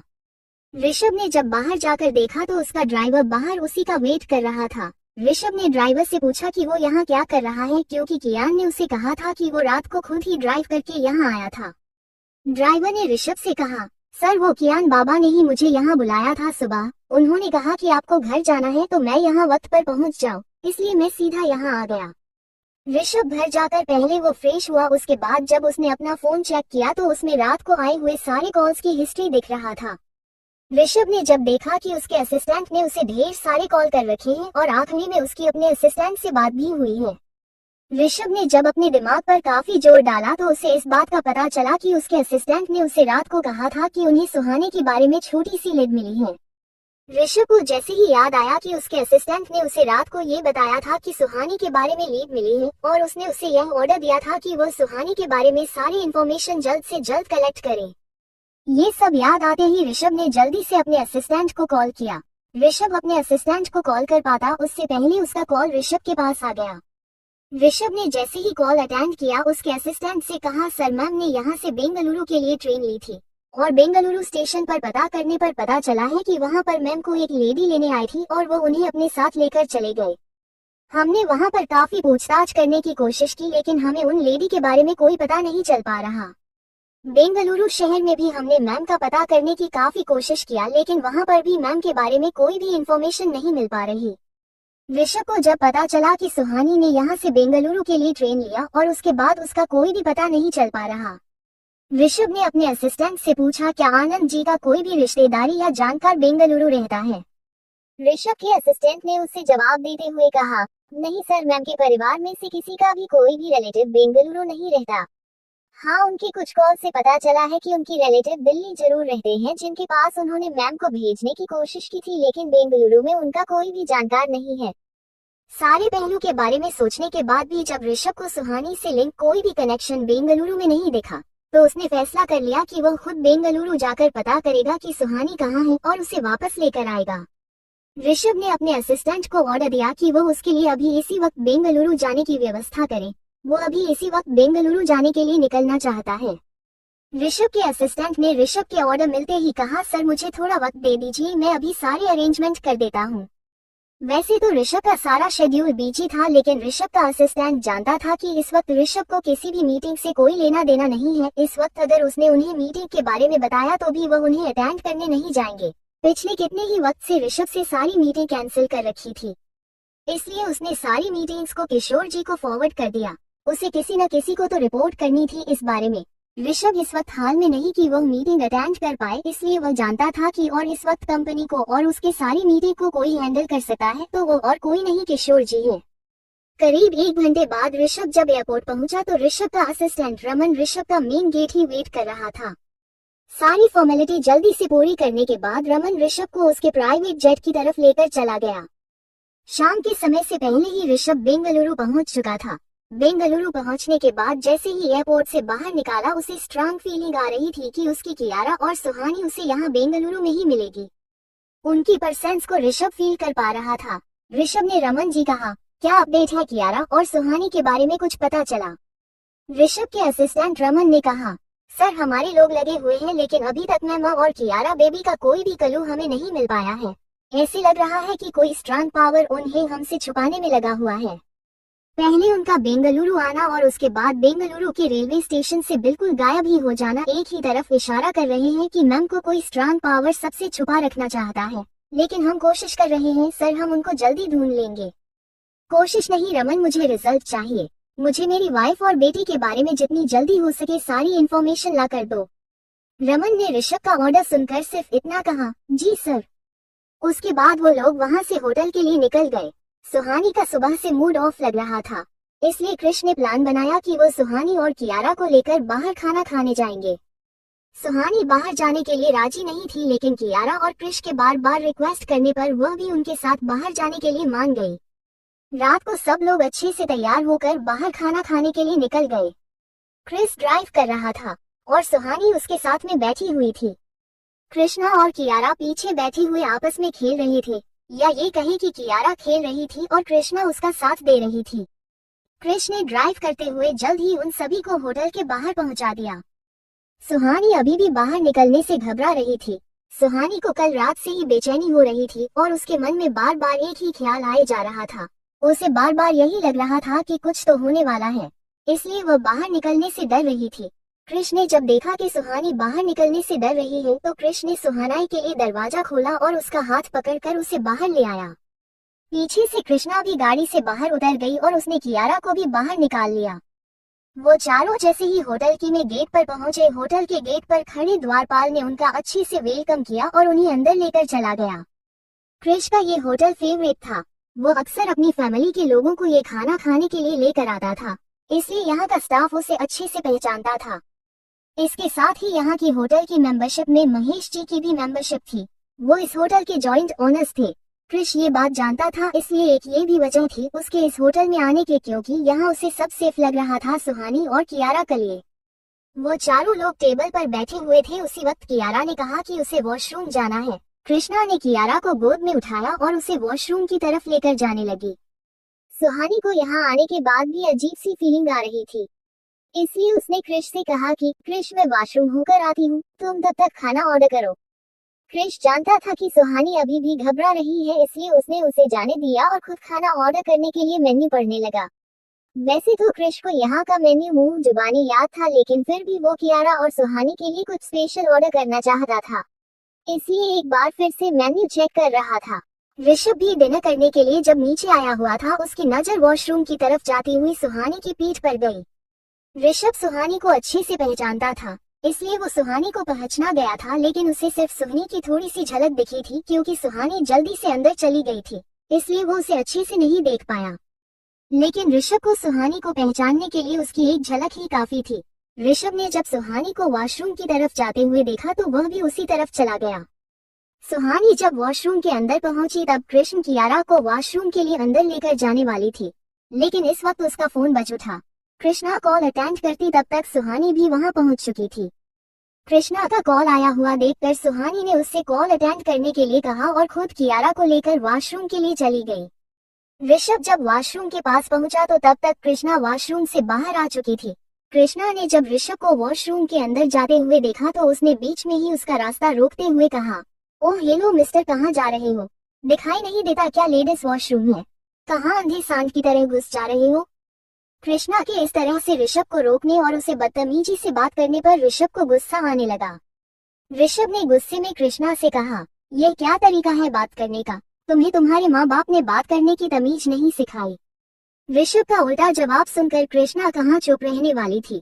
कृष्ण ने ऋषभ को जवाब देते हुए कहा, मुझे तो मेरे माँ बाप ने बात करने की तमीज अच्छे से सिखाई, लेकिन लगता है तुमने अपनी जिंदगी में मैनर्स नहीं सीखे, तभी तो जेंट्स होके भी लेडीज वॉशरूम में घुस रहे हो। ऋषभ ने कहा, क्या मतलब है तुम्हारा? कृष्ण ने कहा, अंधे हो क्या, दिखाई नहीं देता कितना बड़ा बोर्ड लगा है बाहर की लेडीज वॉशरूम है, फिर भी तुम कहाँ घुस जा रहे हो अंदर? ऋषभ ने जब वॉशरूम के गेट पर बड़ा सा बोर्ड देखा लेडीज वॉशरूम के नाम से, तब वो भी शौक हुआ कि वो लेडीज वॉशरूम के अंदर जाने वाला था। ऋषभ ने अपनी सफाई देते हुए कहा, सॉरी मैंने ध्यान नहीं दिया, लेकिन मुझे अपनी वाइफ से मिलना है, वो अंदर है। ये कहकर ऋषभ फिर से आगे की तरफ बढ़ने लगा। ऋषभ को फिर से अपनी मनमानी करते हुए देखकर कृष्णा जाकर उसके सामने खड़ी हो गई। कृष्णा ने ऋषभ से कहा, मैनर्स तो नहीं है दिख रहा है, लेकिन साथ में बदतमीज भी हो। ऋषभ ने कृष्णा को जवाब देते हुए कहा, एक्सक्यूज मी, मेरी वाइफ अंदर है, मुझे उससे मिलना है, तो आप साइड हटो और अपनी बकवास अपने पास रखो। ऋषभ को बदतमीजी करते हुए देखा कृष्णा को गुस्सा आ गया। कृष्णा ने ऋषभ को जवाब देते हुए कहा, एक काम करो, वेट करो। अपनी वाइफ से इतना प्यार है तो घर पर जाकर रोमांस करो। ये लेडीज वॉशरूम है तो यहाँ तुम्हारी वाइफ के साथ अदर लेडीज भी अंदर होती है, इसलिए अपनी बकवास बंद करो और अपनी बदतमीजी की पोटली बंद करके निकलो यहाँ से। ऋषभ और कृष्णा एक तरफ से लड़ने के लिए पूरी तरह से तैयार थे, लेकिन उनमें से कोई भी पीछे हटने वाला नहीं था। कृष अभी भी अपनी टेबल पर बैठकर अपनी बहनों के आने का इंतजार कर रहा था। उसने जब कृष्णा की तेज आवाज सुनी तो वह भी उठकर उस तरफ आ गया। कृष ने वहां आकर देखा तो कृष्णा ऋषभ से लड़ रही थी, लेकिन न ऋषभ पीछे हटने को तैयार था और न ही कृष्णा पीछे हटने को तैयार थी। कृष जल्दी से कृष्णा के पास गया और उससे कहा, क्या हुआ, तू इतनी देर से चिल्ला क्यों रही है? कृष्णा ने जब कृष को वहां आया वो देखा तो उसने ऋषभ की शिकायत उससे करते हुए कहा, भाई देखिए ना, यह आदमी कितना बदतमीज और रुड है। ये लेडीज वॉशरूम में घुसने के लिए मुझसे लड़ाई कर रहा है। ऋषभ ने जब देखा कि कृष्णा साफ साफ उसकी शिकायत कर रही थी तो उसने अपनी तरफ से सफाई देते हुए कहा, मेरी वाइफ अंदर है, मैं सिर्फ अपनी वाइफ से मिलना चाहता हूँ। कृष्णा ने जब ऋषभ को जवाब देते हुए देखा तो उसने कहा, भाई अंदर सिर्फ दी और प्रिंसेस है और इसके अलावा वॉशरूम में कोई भी नहीं है, मैं अभी अंदर से आ रही हूँ। कृष जानता था कि कृष्णा बिना मतलब के किसी भी बात पर किसी से भी झगड़ा नहीं करती। यहाँ तो उसने साफ साफ अपना पॉइंट क्लियर किया था। ऋषभ भी अपनी बात पर अड़ा हुआ था। उसने कहा, मैंने अभी अपनी वाइफ को अंदर जाते हुए देखा है, मैंने कहा ना वो अंदर है, मुझे उससे मिलना है। अब बात काफी बढ़ चुकी थी। कृष्णा की जगह क्रिस अब ऋषभ के सामने खड़ा था। कृष ने ऋषभ का सामना करते हुए उससे कहा, लगता है तुम्हें एक बार में कहा हुआ समझ में नहीं आता। कृष्णा ने अभी अभी तुमसे क्या कहा, अंदर सिर्फ मेरी दी और प्रिंसेस है। अगर तुम्हें फिर भी यकीन नहीं आता तो ठीक है, तुम अपनी वाइफ को कॉल करो और उसे बाहर आने के लिए बोलो, क्योंकि अंदर तो मैं तुम्हें जाने नहीं दूंगा। या तो अपनी वाइफ को यहाँ बाहर बुलाओ या फिर यहाँ से चलते बनो, और वरना मजबूर होकर मुझे यहाँ के स्टाफ को बुलाकर तुम्हें धक्के मारकर यहाँ से निकलवाना होगा। ऋषभ जानता था कि वह चाहकर भी सुहानी को कॉल करके बाहर नहीं बुला सकता। उसे तो ये भी नहीं पता था कि सुहानी अंदर है या नहीं, उसने बस सुहानी को पीछे से जाते हुए देखा था। ऋषभ का असिस्टेंट जो वहीं पर खड़ा हुआ था उसने बात बढ़ते हुए देखकर ऋषभ से कहा, सर चलिए, मैम यहाँ नहीं है, हमें यहाँ से चलना चाहिए, हम मैम को कहीं और ढूंढते हैं। ऋषभ यहाँ से जाना तो नहीं चाहता था क्योंकि वो कोई भी उम्मीद को छोड़ना नहीं चाहता था। वो नहीं चाहता था कि अगर 1% भी चांस है उस लड़की के सुहानी होने का हुआ तो उसे खोना नहीं चाहता था। इसलिए ऋषभ वहां से जाने को तैयार ही नहीं था, लेकिन रमन के उसे समझाने के बाद से ऋषभ वहां से जाने के लिए तैयार हो गया। रमन ऋषभ को लेकर वहां से जा चुका था। ऋषभ के जाते ही सुहानी कियारा को लेकर बाहर आ गई। सुहानी जब बाहर आए तो उसे वॉशरूम के बाहर ही कृष और कृष्णा दोनों मिल गए। उन दोनों को परेशान सा बाहर खड़ा हुआ देखकर सुहानी ने उनसे पूछा, क्या हुआ, तुम दोनों इस तरह से यहाँ क्यों खड़े हुए हो? और बाहर यह इतना शोर किस बात का था? अंदर तक आवाज आ रही थी। प्रिंसेस भी डर गई थी। क्या हुआ, सब ठीक तो है ना? कृष ने कियारा को अपनी गोद में लेते हुए कहा, हमारी प्रिंसेस ब्रेव है, वह किसी से नहीं डरती है ना प्रिंसेस? कियारा ने ऋषभ की बात पर प्यार से हामी भर दी। भला अब वो अपने मामा की बात कैसे टाल सकती थी? अब तो मामा और मासी के साथ उसकी अच्छी बॉन्डिंग हो गई थी। चलो चलकर खाना खाते हैं, मामा को बहुत भूख लगी है, आपको भी भूख लगी होगी ना? कृष ने कियारा से कहा और वहां से अपनी टेबल की तरफ बढ़ गया। कृष के इतने प्यार से कियारा का मन डाइवर्ट करने पर कियारा भी किसके साथ उसकी बातों में उसका साथ देने लगी। कियारा ने बड़े प्यार से कहा, हाँ मामा, मुझे भी भूख लगी है, चलो खाना खाते हैं। मम्मा, मासी, आप भी चलो खाना खाते हैं। कियारा के कहने पर वह चारों वहां से डाइनिंग टेबल की तरफ बढ़ गए। रास्ते में चलते हुए जब सुहानी ने दोबारा कृष्णा से पूछा कि क्या हुआ, बाहर किस बात का शोर था, तो कृष्णा ने बात टालते हुए कहा, कुछ नहीं दी, वो तो एक आदमी था, वह अपनी बीवी को ढूंढ रहा था। शायद उसकी बीवी उससे नाराज होकर कहीं चली गई होगी, इसलिए वह पैनिक होकर उसे इधर उधर ढूंढ रहा था। वॉशरूम में जाने की जिद कर रहा था, इसलिए मैंने उसे रोक दिया और इसी बात पर थोड़ी सी कहा सुनी हुई। उसी का शोर था और कुछ नहीं। लेकिन अब मैटर सॉल्व हो गया, वह यहाँ से चला गया, तो अब घबराने वाली कोई बात नहीं है। चलिए चलकर खाना खाते हैं, मुझे तो बहुत जोर की भूख लगी हुई है। आपको पता है यहाँ का खाना सबसे ज्यादा टेस्टी है। कृष तो हमें मम्मी पापा को और दादी को बहुत बार यहाँ लेकर आता है। यहाँ का खाना सभी को पसंद आता है। और इस होटल की तो ओनरशिप में भी देवची पार्टनरशिप है, इसलिए हम यहाँ बेफिक्र होकर आराम से खाना खाने आते हैं और हमारा बिल भी नहीं लगता। हम वीआईपी मेंबर जो हैं। कृष्णा की बातों से सुहानी भी कहीं ना कहीं डाइवर्ट हो गई थी, लेकिन उसके मन में यह जरूर चल रहा था कि जो आवाज उसने अभी अभी सुनी थी वह कहीं ऋषभ तो नहीं था। कृष्णा ने भी उसे ही बताया था कि कोई आदमी अपनी वाइफ को ढूंढते हुए यहाँ आ गया था, इसलिए सुहानी का मन कह रहा था कि कहीं ऋषभ तो उसे ढूंढते हुए यहाँ नहीं आ गया। लेकिन फिर सुहानी ने खुद को ये कहकर समझ लिया कि ऋषभ तो खुद उसे अपनी जिंदगी से बाहर निकलना चाहता था, वह भला उसे ढूंढते हुए यहाँ क्यों आएगा। वो जो कोई भी हो जिसे सुहानी ऋषभ समझ रही थी, हो सकता है वो अपनी पत्नी से कुछ ज्यादा ही प्यार करता हो, उसे ढूंढते हुए आया होगा। वो इंसान ऋषभ तो नहीं हो सकता, क्योंकि ऋषभ तो उसे ढूंढने कभी भी नहीं आएगा। ऋषभ तो दिल से चाहता था कि सुहानी उसकी जिंदगी और उसके घर से हमेशा के लिए चली जाए, ताकि वो अपनी जिंदगी सुकून से जी सके। और सोनाक्षी ने भी तो सुहानी के दिमाग में यही बिठाया था कि ऋषभ सुहानी को इसलिए अपनी जिंदगी से बाहर निकलना चाहता है क्योंकि वो फिर से सोनाक्षी के साथ अपनी जिंदगी की एक नई शुरुआत चाहता है। घर छोड़कर आने वाली रात को भी ऋषभ ने जो कुछ भी सुहानी से कहा था, उन सब बात के बाद तो सुहानी को कहीं से भी कोई उम्मीद नहीं थी कि ऋषभ उसे ढूंढने यहाँ तक आएगा। सुहानी को पूरा यकीन था कि ऋषभ तो अब अपनी जिंदगी में आगे भी बढ़ चुका होगा। सुहानी ने मन ही मन अपनी जिंदगी में मूव ऑन करने का फैसला कर लिया था।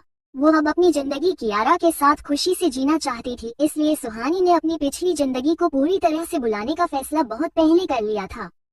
लेकिन अभी अभी उसे जब लगा कि शायद वो आवाज ऋषभ की थी, तो फिर से उसके दिल में ये ख्याल आया था कि कहीं ऋषभ तो उसे ढूंढते ढूंढते यहाँ नहीं आ गया।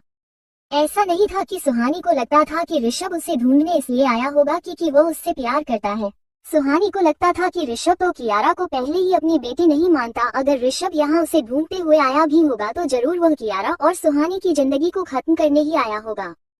सुहानी ने अपने दिमाग में ऋषभ की जो इमेज अब बना ली थी, वो बहुत ही ज्यादा डरावनी थी, जिसमें प्यार मोहब्बत तो कहीं भी नहीं था। कृष्णा ने जब सुहानी को खोया हुआ देखा तो उसने कहा, क्या हुआ दी, आप फिर से कहाँ खो गई? कहीं फिर से आप अपनी एंजल वाली दुनिया में तो नहीं चली गई ना? अगर ऐसा है तो जल्दी से इस दुनिया में वापस आ जाइए, क्योंकि आपकी प्यारी प्रिंसेस वन और आपके भाई बहन वन को बहुत जोर की भूख लगी है और इतना टेस्टी खाना देखकर हमारे पेट में चूहे दौड़ रहे हैं। कृष्णा की बात सुनकर सुहानी के चेहरे पर भी स्माइल आ गए। सुहानी ने कृष्णा से कहा, मैं किसी भी दुनिया में नहीं, इसी दुनिया में हूँ। और अब जल्दी चलो, पता चले तुम्हारे पेट में जो चूहे दौड़ते दौड़ते कबड्डी खेलने भी शुरू कर दिया हो। सुहानी की बात सुनकर कृष्णा भी जोर से हंस पड़ी। कृष जब अपनी दोनों बहनों को हंसते हुए देखा तो उसके चेहरे पर भी एक बड़ी स्माइल आ गई। वो तो हमेशा से ही चाहता था कि उसकी बहनें हमेशा खुश रहें, उन्हें उनकी जिंदगी में दुनिया भर की खुशियां मिले, और अगर ना भी मिली तो वह उन खुशियों के उनके कदमों में लाकर झुका देगा। कृष ने उन दोनों को चिढ़ते हुए कहा, यह अच्छा है तुम दोनों का अकेले अकेले हंस लो, मुझे और प्रिंसेस को फिर से अकेला छोड़ दिया। जाओ जाओ, हम दोनों को तो तुमसे बात ही नहीं करनी है ना प्रिंसेस। कियारा कहाँ कम रहने वाली थी, अपने मामा की बात सुनकर उसने भी उनका पूरा साथ देते हुए कहा, मम्मा गलत बात, आप हमारे बिना ही कैसे हंस सकते हो? आप दोनों ने हमें अलग किया ना, आप देखना हम आपको आइसक्रीम नहीं खिलाएंगे। कियारा ने क्यूट सा फेस बनाते हुए कहा। कृष्ण ने जब अपनी दोनों बहनों को हंसते हुए देखा तो उसके चेहरे पर भी एक बड़ी स्माइल आ गई। वो तो हमेशा से ही चाहता था कि उसकी बहनें हमेशा खुश रहें, उन्हें उनकी जिंदगी में दुनिया भर की खुशियां मिले, और अगर ना भी मिली तो वह उन खुशियों के उनके कदमों में लाकर झुका देगा। कृष्ण ने उन दोनों को चिढ़ते हुए कहा, यह अच्छा है तुम दोनों का अकेले अकेले हंस लो, मुझे और प्रिंसेस को फिर से अकेला छोड़ दिया। जाओ जाओ, हम दोनों को तो तुमसे बात ही नहीं करनी है ना प्रिंसेस। कियारा कहाँ कम रहने वाली थी, अपने मामा की बात सुनकर उसने भी उनका पूरा साथ देते हुए कहा, मम्मा गलत बात, आप हमारे बिना ही कैसे हंस सकते हो? आप दोनों ने हमें अलग किया ना, आप देखना हम आपको आइसक्रीम नहीं खिलाएंगे। कियारा ने क्यूट सा फेस बनाते हुए कहा। कियारा नाराज होने की एक्टिंग कर रही थी, लेकिन इस फेस में वो बहुत ही ज्यादा क्यूट लग रही थी। कृष्णा ने जाकर कियारा के गाल खींचते हुए कहा, मेरा क्यूटी पाई मासी से भी नाराज होगा। हम इसलिए हंस रहे थे क्यूटी पाई, क्योंकि मैंने आपकी मम्मा से कहा कि मुझे बहुत जोरों की भूख लगी है और मेरे पेट में चूहे दौड़ रहे हैं, तो आपकी अम्मा ने मुझसे कहा कि जल्दी जल्दी खाना खाते हैं, वरना चूहा कबड्डी खेलने भी शुरू कर देंगे। कृष्णा ने जैसे ही कियारा को ये बात बता रही थी, उसके साथ साथ वो है उसके पेट में भी गुदगुदी कर रही थी। गुदगुदी से कियारा जोर से हंस पड़ी। कियारा को हंसते हुए देखकर वो सभी खुश हो गए। कृष्णा ने कियारा के गाल खींचते हुए कहा, ये हुई ना मेरी प्रिंसेस वाली बात। आप ऐसे ही हमेशा हंसते हुए अच्छे लगते हो क्यूटी पाई। कियारा अभी भी अपनी मासी की बात पर हंसी जा रही थी क्योंकि कियारा को अभी गुदगुदी की थी कृष्णा ने। कृष्णा ने कियारा को क्रिश से अपने गोद में लेते हुए कहा, चलो कियारा जल्दी से खाना खाते हैं वरना सच में आपकी मासी के पेट में चूहे ने कबड्डी खेलना शुरू कर देना है। एक बार फिर से कृष्णा के मुंह से चूहा वाली बात सुनकर कियारा फिर से जोर से हंस पड़ी। इस बार तो कृष्ण ने कियारा को गुदगुदी भी नहीं की थी। कियारा ने हंसते हुए कहा, मासी आपको मम्मा ने आपको बुद्धू बनाया, आपके पेट में चूहे कैसे जा सकते हैं?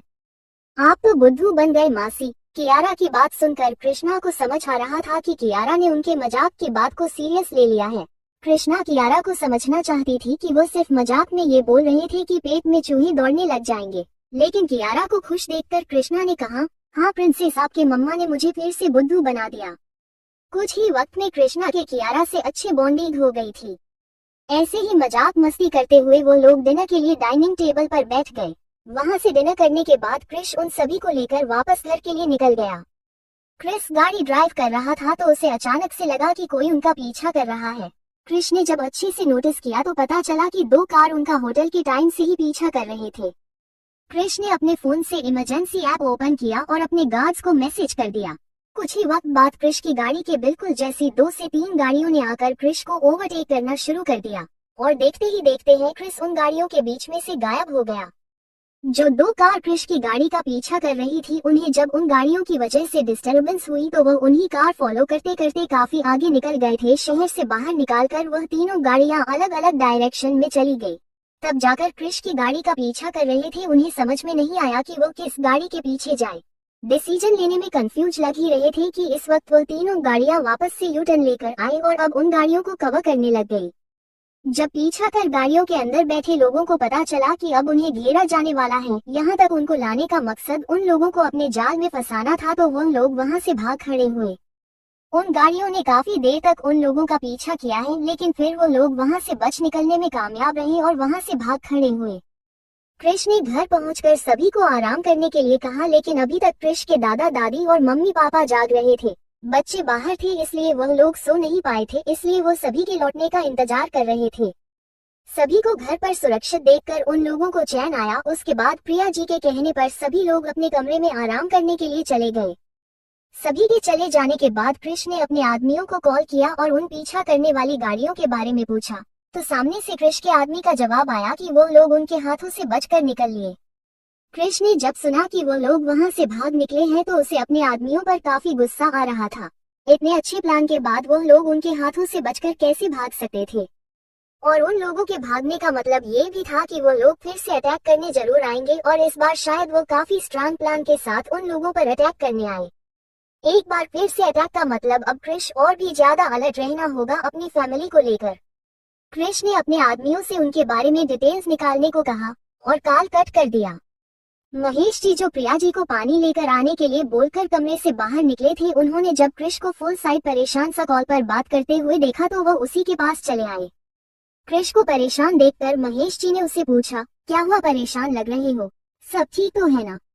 महेश जी के इस तरह से वहां आने और उसके बाद में इस तरह के क्रिश से पूछने के बाद क्रिश ने उनसे कुछ नहीं छुपाया और कहा, डेट हमें जिस बात का डर था वही हो रहा है। शायद उन लोगों को पता चल गया है सोनारिका बुआ की बेटी के यहाँ लौटने का। आज हमारी गाड़ी का 2 गाड़ियां पीछे कर रही थी। एंजल और प्रिंस को काफी सेफ जगह के लिए डिनर के लिए लेकर गए थे, लेकिन फिर भी उन लोगों ने हमारा पीछा किया। उन लोगों तक यह इन्फॉर्मेशन कहां से पहुंची कि आज एंजल और प्रिंस को लेकर मैं बाहर निकलूंगा। एंजल और प्रिंस जब से यहाँ आए हैं तब से वो एक बार भी बाहर नहीं निकले और न ही हमने किसी को बताया है उनके लौट करने के बारे में। फिर इस तरह से पीछा करना कोई गुड न्यूज नहीं है डेड। क्रिश की बात सुनने के बाद महेश जी ने कहा, मैं जानता हूँ वो लोग एंजल को ढूंढने की कोशिश फिर से करेंगे और मैं ये दावे के साथ कह सकता हूँ कि अभी तक उन लोगों के इस बारे में कोई भी खबर नहीं है कि एंजल सोना की ही बेटी है। अगर ऐसा होता वो आज तुम लोगों का सिर्फ पीछा नहीं किया जाता बल्कि तुम लोगों पर अटैक करके वो लोग एंजल को अपने साथ ले जाते हैं। यह मत भूलो कि तुम बिन सिक्योरिटी के होटल गए थे। इतना अच्छा मौका वो कभी भी अपने हाथ से नहीं लगाएंगे। उन्हें अभी तक सिर्फ शक है, यकीन नहीं। और जब तक उन लोगों का शक के यकीन में नहीं बदल जाता तब तक हमें भी यह लुका छुपी का गेम खेलना होगा।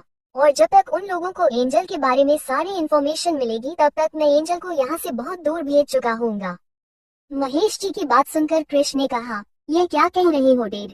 हम एंजल को अपने से दूर क्यों भेजेंगे? मैं पता करवा रहा हूँ लोगों का, मैं जल्दी ही उन लोगों के बारे में सारी डिटेल्स निकलवा लूंगा। हमें एंजल और प्रिंसेस को कहीं भी भेजने की कोई जरूरत नहीं है, यहाँ से ज्यादा से वो सिर्फ कहीं भी नहीं होंगे। क्रिश की बात सुनकर महेश जी ने कहा, मैं सिर्फ एंजल और प्रिंसेस को ही यहाँ से नहीं भेज रहा, बल्कि उन दोनों के साथ तुम्हें और कृष्णा को भी यहाँ से जाना होगा। महेश जी का डिसीजन सुनकर क्रिश काफी शॉक था। उसे समझ नहीं आ रहा था कि महेश जी उन लोगों से लड़ने की बजाय उन लोगों को ही अपने से दूर भेजने की कोशिश क्यों कर रहे हैं। महेश जी जानते थे कि क्रिश का अभी गर्म खून है, उसे चीजों से डर कर भागने की जगह डटकर सामना करना और अपनी मुसीबत से लड़ना पसंद है, लेकिन महेश जी सारी सिचुएशन को सोच समझकर ही उन लोगों को अपने से दूर भेज रहे थे। महेश जी ने कृष्णा को समझाते हुए कहा, जब तुम्हारे दादाजी यहाँ आए थे तब हमने इस जगह को इसलिए चुना था क्योंकि यह हमारे लिए सबसे ज्यादा सही जगह थी। यहाँ हमें कोई भी नहीं पहचानता था, लेकिन अब वक्त बदल चुका है। न सिर्फ हमारे दुश्मनों को हमारे बारे में खबर है, बल्कि हमारे और भी दुश्मन पैदा हो गए हैं। एक बार मैंने अपनी बहन को इस दुश्मनी में के चक्कर में खो दिया, लेकिन फिर से ये सब नहीं दोहराया जाएगा। इस बार ये फैमिली किसी को भी नहीं गवाएगी, भले ही इसके लिए मुझे अपने बच्चों को खुद से दूर क्यों न करना पड़े। मैं तुम लोगों के जाने का बंदोबस्त जल्द ही कर दूंगा, तुम यहाँ से जाने की तैयारी करो। क्रिश किसी भी हाल में अपनी फैमिली को छोड़कर नहीं जाना चाहता था, लेकिन वो महेश जी को नहीं मना कर सकता था, ये बात वो जानता था। क्रिश ने महेश जी को समझाते हुए कहा, डैड आप मुझे तो कन्विंस कर लोगे यहाँ से जाने के लिए, लेकिन कृष्णा को आप क्या कहोगे? वो तो यहाँ बिजनेस में आपका हाथ बटाती है ना, आप उसे खुद से कैसे दूर भेजोगे? और उसके यहाँ से दूर चले जाने के बाद आपके बिजनेस को कौन संभालेगा? क्रिश की बात सुनकर महेश जी ने कहा, तुम अभी अपने पापा को अच्छे से जानते नहीं हो। बात अगर मेरी फैमिली पर आए तो ये है, बुढ़ा शेर सारी दुनिया से भीड़ जाएगा, लेकिन अपने परिवार में से किसी को भी एक खर्च तक नहीं आने देखा। फिलहाल तो सिर्फ अपने बच्चों को मनाना है। तुम सभी को लेकर यहाँ से जाने की तैयारी करो। कहाँ जाना है इस बारे में मैं तुम्हें अपडेट कर दूंगा। और हाँ, जब तक तुम लोग यहाँ पर हो घर की सिक्योरिटी बढ़ा दो। मैं नहीं चाहता कि कोई भी बाहर का परिंदा इस घर में पर भी मार पाए। घर की सिक्योरिटी इस कदर टाइट कर दो कि यहाँ कोई भी अंदर नहीं आ पाए, और बिना मेरी और तुम्हारी इजाजत के घर के अंदर कोई भी नहीं आना चाहिए, चाहे कोई फैमिली फ्रेंड हो या बिजनेस फ्रेंड, कोई भी मुझे इस घर के अंदर नहीं चाहिए। महेश जी काफी सीरियस होकर यह कह रहे थे। क्रिस भी महेश जी की बातों की सीरियसनेस को अच्छे से पहचान रहा था। कहने को कृष्णा ही अपने पापा के साथ बिजनेस को संभालती थी, क्रिश सिर्फ अपनी स्टडी में ही बिजी रहता था। वो बिजनेस में कोई भी काम हैंडल नहीं करता था, लेकिन पर्दे के पीछे से अपने बिजनेस और फैमिली के सारे इश्यू क्रिस ही हैंडल करता था। क्रिश ने ये काम खुद अपने लिए चुना था। बड़े होते होते क्रिश ये बात तो जान चुका था कि उसकी फैमिली कितनी ज्यादा मिस्टीरियस है और उसके साथ ही कितने ज्यादा लोग उसकी फैमिली के दुश्मन हैं। ये बात क्रिश बचपन से ही जानता था। इसलिए बिजनेस संभालने की जगह क्रिश ने अपनी फैमिली की सिक्योरिटी और बिजनेस इशू को पर्दे के पीछे रहकर सॉल्व करना चुना। महेश जी ने क्रिश को बिजनेस की सारी स्टडी करवाई थी। बिजनेस के सारे दांव पेच में उन्होंने अपने दोनों बच्चों को सिखाए थे। महेश जी जानते थे कि किसी भी चीज की जरूरत किसी भी वक्त हो सकती है, इसलिए उन्होंने अपने परिवार को हर तरह से तैयार किया था आने वाली हर मुसीबत से लड़ने के लिए। दूसरी तरफ ऋषभ उस वक्त तो वहां से चला गया था, लेकिन उसके मन में अभी भी यही चल रहा था कि उसने वॉशरूम के अंदर जाते हुए सुहानी को ही देखा था। वह अभी भी इस बात को मानने की तैयार नहीं था कि जिस लड़की को उसने देखा है वह सुहानी नहीं थी। ऋषभ का असिस्टेंट रमन उसे काफी बार समझा चुका था कि सर वो मैम नहीं है, लेकिन सिर्फ ऋषभ ये बात मानने को तैयार ही नहीं था। ऋषभ ने अपने असिस्टेंट रमन से कहा कि वो इस होटल की उस वक्त की सीसीटीवी फोटोज देखना चाहता है जब उस लड़की को वॉशरूम में जाते हुए देखा था। ऋषभ ने रमन को ऑर्डर तो दे दिया था, लेकिन अभी यह रमन के लिए टेढ़ी खीर थी कि सीसीटीवी फोटोज निकलना, वह भी इतने हाई सिक्योर होटल की। ऐसा नहीं था कि रमन ने पहले सीसीटीवी फुटेज निकालने की कोशिश नहीं की हो, लेकिन इस शहर का ये काफी एक्सपेंसिव और 7 स्टार होटल था। यहाँ लोगों की प्राइवेसी का पूरा ध्यान रखा जाता था। कोई भी अमीर इंसान यहाँ के सिस्टम को खरीद नहीं सकता था और न ही यहाँ के स्टाफ को रिश्वत देकर अपना काम निकलवा सकता था। अमीर लोग इस होटल को प्रेफर ही इसलिए करते थे क्योंकि यहाँ उनकी प्राइवेसी फुल और सिक्योरिटी थी। यहाँ आने के बाद उन्हें किसी भी चीज की फिक्र नहीं थी। यहाँ के लोग खुद उनकी प्राइवेसी का ध्यान ही नहीं रखते थे, बल्कि उन्हें फुल प्रूफ सिक्योरिटी भी प्रोवाइड कराते थे। इसलिए यहाँ की सीसीटीवी फुटेज का इस तरह से निकलना पॉसिबल ही नहीं था। यहाँ का स्टाफ भी यहाँ की सीसीटीवी फुटेज को नहीं निकाल सकता था क्योंकि यह उनके रूल एंड रेगुलेशन के खिलाफ था। बिना ऑनर के परमिशन के वो लोग किसी भी फुटेज के साथ कोई छेड़छाड़ नहीं कर सकते थे। अगर फिर भी ऐसा कोई इश्यू हो जाता कि यहाँ का कस्टमर सीसीटीवी फुटेज के लिए या यहाँ के स्टाफ की कंप्लेंट करने के लिए अड़ ही जाता था, तब ये सारा मामला यहाँ के ओनर को भेजा जाता था और उसके बाद ऐसे सारे मामलों को मिटाने के लिए खुद ओनर अपने ही किसी विश्वास के आदमी को यहाँ भेजता था और वही इन सारे मामलों को निपटा था। यहाँ की मैनेजर को तक हक नहीं था कि वो बिना ओनर की परमिशन या उसकी जानकारी के बिना किसी भी रूल और रेगुलेशन से छेड़छाड़ कर सके। यही वजह थी कि रमन को यहाँ की सिटी फुटेज निकालने के लिए काफी मेहनत करनी पड़ रही थी, लेकिन फिर भी वो उनसे सिटी फुटेज की तकनीक पहुँच पा रहा था। अमीर लोग इस होटल को प्रेफर इसलिए करते थे क्योंकि यहाँ उनकी प्राइवेसी फुल और सिक्योरिटी थी। यहाँ आने के बाद उन्हें किसी भी चीज की फिक्र नहीं थी। यहाँ के लोग खुद उनकी प्राइवेसी का ध्यान ही नहीं रखते थे, बल्कि उन्हें फुल प्रूफ सिक्योरिटी भी प्रोवाइड कराते थे। इसलिए यहाँ की सीसीटीवी फुटेज का इस तरह से निकलना पॉसिबल ही नहीं था। यहाँ का स्टाफ भी यहाँ की सीसीटीवी फुटेज को नहीं निकाल सकता था क्योंकि यह उनके रूल एंड रेगुलेशन के खिलाफ था। बिना ऑनर के परमिशन के वो लोग किसी भी फुटेज के साथ कोई छेड़छाड़ नहीं कर सकते थे। अगर फिर भी ऐसा कोई इश्यू हो जाता कि यहाँ का कस्टमर सीसीटीवी फुटेज के लिए या यहाँ के स्टाफ की कंप्लेंट करने के लिए अड़ ही जाता था, तब ये सारा मामला यहाँ के ओनर को भेजा जाता था और उसके बाद ऐसे सारे मामलों को मिटाने के लिए खुद ओनर अपने ही किसी विश्वास के आदमी को यहाँ भेजता था और वही इन सारे मामलों को निपटा था। यहाँ की मैनेजर को तक हक नहीं था कि वह बिना ओनर की परमिशन या उसकी जानकारी के बिना किसी भी रूल और रेगुलेशन से छेड़छाड़ कर सके। यही वजह थी कि रमन को यहाँ किसी सिटी फुटेज निकालने के लिए काफी मेहनत करनी पड़ रही थी, लेकिन फिर भी वह उनसे सिटी फुटेज की तक नहीं पहुँच पा रहा था। रमन के बार बार कोशिश करने के बाद भी उसे निराशा ही हाथ लगी थी, लेकिन रमन के इतना ज्यादा कोशिश करने की वजह से उस होटल के मैनेजर को रमन पर थोड़ा डाउट हो गया। इसलिए बात ज्यादा ना बढ़े उससे पहले उसे अपने बॉस को रिपोर्ट करनी थी। महेश जी क्योंकि बाहर गए हुए थे, लेकिन उनका फोन कमरे में ही रह गया था। उनका कॉल बार बार रिंग कर रहा था, इसलिए प्रिया जी ने जाकर उनका कॉल अटेंड कर लिया। प्रिया जी ने जैसे ही हेलो कहा, सामने से मैनेजर की आवाज आई, सर यहाँ एक गेस्ट आए हैं जो क्रिश सर और मैम की सीसीटीवी फोटोज निकालना चाहते हैं। हमने उन्हें काफी मना करने की भी कोशिश की, लेकिन वह मान ही नहीं रहे। जिद पकड़ कर बैठे हैं कि उन्हें सीसीटीवी फुटेज देखनी है। हमने फिलहाल तो उन्हें मना कर दिया है, लेकिन मुझे उन पर डाउट है कि वह फिर से कोई ना कोई कोशिश तो जरूर करेंगे उन सीसीटीवी फुटेज को हासिल करने के लिए। मैं उन्हें हैंडल करने की पूरी कोशिश करूंगा, लेकिन आपको रिपोर्ट करना जरूरी था, इसलिए मैंने आपको कॉल किया। और आगे उन पर होटल के रूल्स तोड़ने और सिक्योरिटी सिस्टम ब्रेक करने के लिए जो एक्शन लेना है उसके लिए हमें आपके ऑर्डर चाहिए। प्रिया जी ने जैसे ही सुना कि कोई गेस्ट उनकी बेटे और उनकी बेटियों की फुटेज देखना चाहता है, तो उनका शक सीधा अपने बच्चों की सिक्योरिटी पर चला गया। वो किसी भी कीमत पर अपने बच्चों की सिक्योरिटी के साथ कॉम्प्रोमाइज नहीं कर सकती थी। प्रिया जी ने मैनेजर से कहा, उन गेस्ट का नाम क्या है? प्रिया जी के सवाल से उस मैनेजर को ये पता चला कि कॉल सर ने नहीं, उनकी वाइफ ने अटेंड किया है। होटल का मैनेजर अपने दोनों ओनर की फैमिली को अच्छे से जानता था, इसलिए उसे पता था कि उसे जो रिपोर्ट करनी थी वो ये रिपोर्ट प्रिया जी को भी दे सकता है। इसलिए मैनेजर ने बिना किसी झूठ के प्रिया जी को सब बता दिया। प्रिया जी के पूछने पर मैनेजर ने उन्हें बताया कि मैम गेस्ट का नाम तो ऋषभ आर्यन है, लेकिन फुटेज निकालने की कोशिश उनके असिस्टेंट मिस्टर रमन कर रहे हैं। हमारे काफी मना करने के बाद भी वह जिद पकड़े हुए हैं कि उन्हें सीसीटीवी फुटेज देखनी है, यह उनके बॉस का ऑर्डर है, इसलिए उन्हें सीसीटीवी फुटेज तो हर कीमत पर चाहिए। मैनेजर की बात सुनने के बाद प्रिया जी ने कहा, जैसा कि हमारे होटल का रूल है कि हम यहाँ की प्राइवेसी डिस्क्लोज नहीं करेंगे, तो कुछ भी हो जाए आप सीसीटीवी फुटेज उन्हें नहीं दिखाएंगे और जिस फुटेज की मांग वो कर रहे हैं आप इसी वक्त वो फुटेज मुझे भेजिए। प्रिया जी का ऑर्डर सुनने के बाद असिस्टेंट ने कहा, जी मैम जैसा आप कहें, कहकर उसे मैनेजर ने कॉल कट कर दिया। थोड़ी ही देर बाद प्रिया जी के फोन पर एक मैसेज आया जिसमें उसी टाइम की वीडियो क्लिप थी, जिसमें सीसीटीवी फुटेज से साफ दिख रहा था कि ऋषभ का कृष्णा साथ झगड़ा हुआ है और उसके बाद क्रिस बीच में आ गया। उसके बाद ऋषभ वहां से चला गया। सीसीटीवी फुटेज में ऋषभ को अपने सामने देख प्रिया जी को यकीन नहीं हो रहा था कि जिस इंसान से उनके बच्चे लड़कर आए हैं वो कोई और नहीं ऋषभ आर्यन है। ऋषभ को एक बार फिर से सुहानी की जिंदगी में इमेजिन करके ही प्रिया जी घबरा गई। फिर इस फुटेज को प्रिया जी ने बहुत ध्यान से देखा, तब जाकर उन्हें यकीन हुआ कि जिसे वो देख रही है वो कोई और नहीं ऋषभ ही था। ऋषभ आर्यन परिवार का बड़ा बेटा और उनकी एंजल का हस्बैंड। लेकिन इस फुटेज में सुहानी और कियारा कहीं पर भी नहीं थे। सुहानी सिर्फ वॉशरूम के अंदर जाते हुए दिख रही थी, उसका चेहरा कहीं भी डिस्क्लोज नहीं हुआ था। लेकिन ऋषभ के जाने के बाद सुहानी के वॉशरूम से बाहर आते हुए उसके और कियारा का चेहरा साफ साफ दिखाई दे रहा था।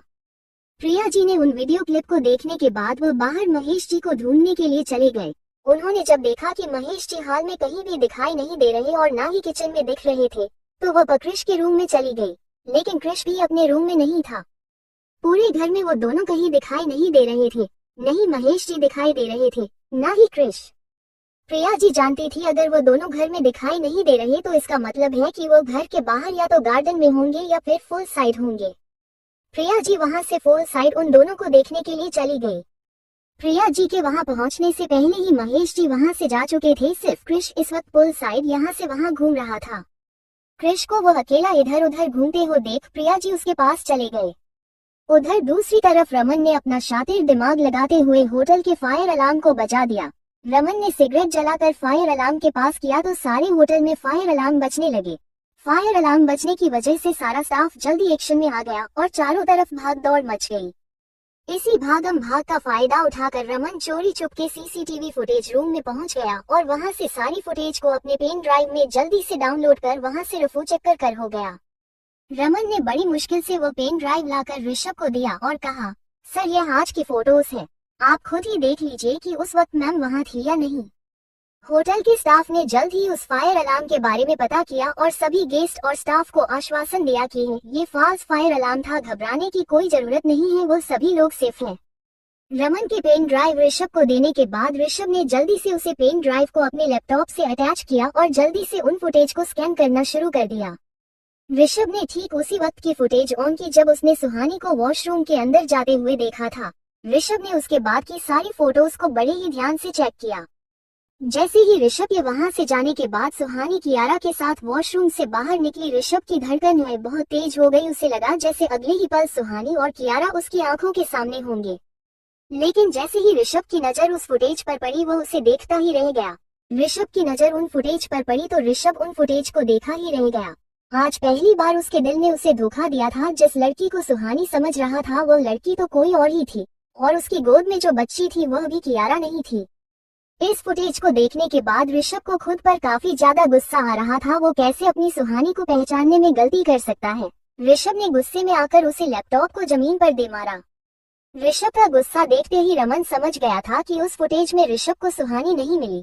रमन जानता था कि इस वक्त ऋषभ को छेड़ना मतलब शेर की मुंह में हाथ डालना होगा, इसलिए रमन ने ऋषभ से कुछ भी नहीं कहा और चुपचाप वहां से बाहर निकल गया। कुछ देर पहले प्रिया जी ने क्रिश के पास जाकर उससे पूछा, क्या बात क्रिश, आप परेशान लग रहे हैं।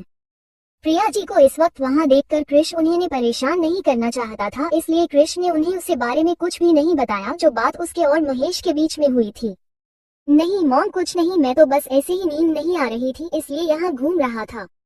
प्रिया जी क्रिश को देखकर साफ बता सकते थे कि क्रिश इस वक्त उन्हें साफ साफ झूठ बोल रहा है, लेकिन उन्होंने कभी भी क्रिश से कोई जबरदस्ती नहीं की थी क्योंकि वह जानते थे कि अगर कोई बात जरूरी रही होती तो क्रिश उन्हें खुद ब खुद बता देगा। उन्हें उसके लिए क्रिश को फोर्स करने की कोई भी जरूरत नहीं थी। उन्होंने अपने बच्चों को काफी समझदारी से पाला था।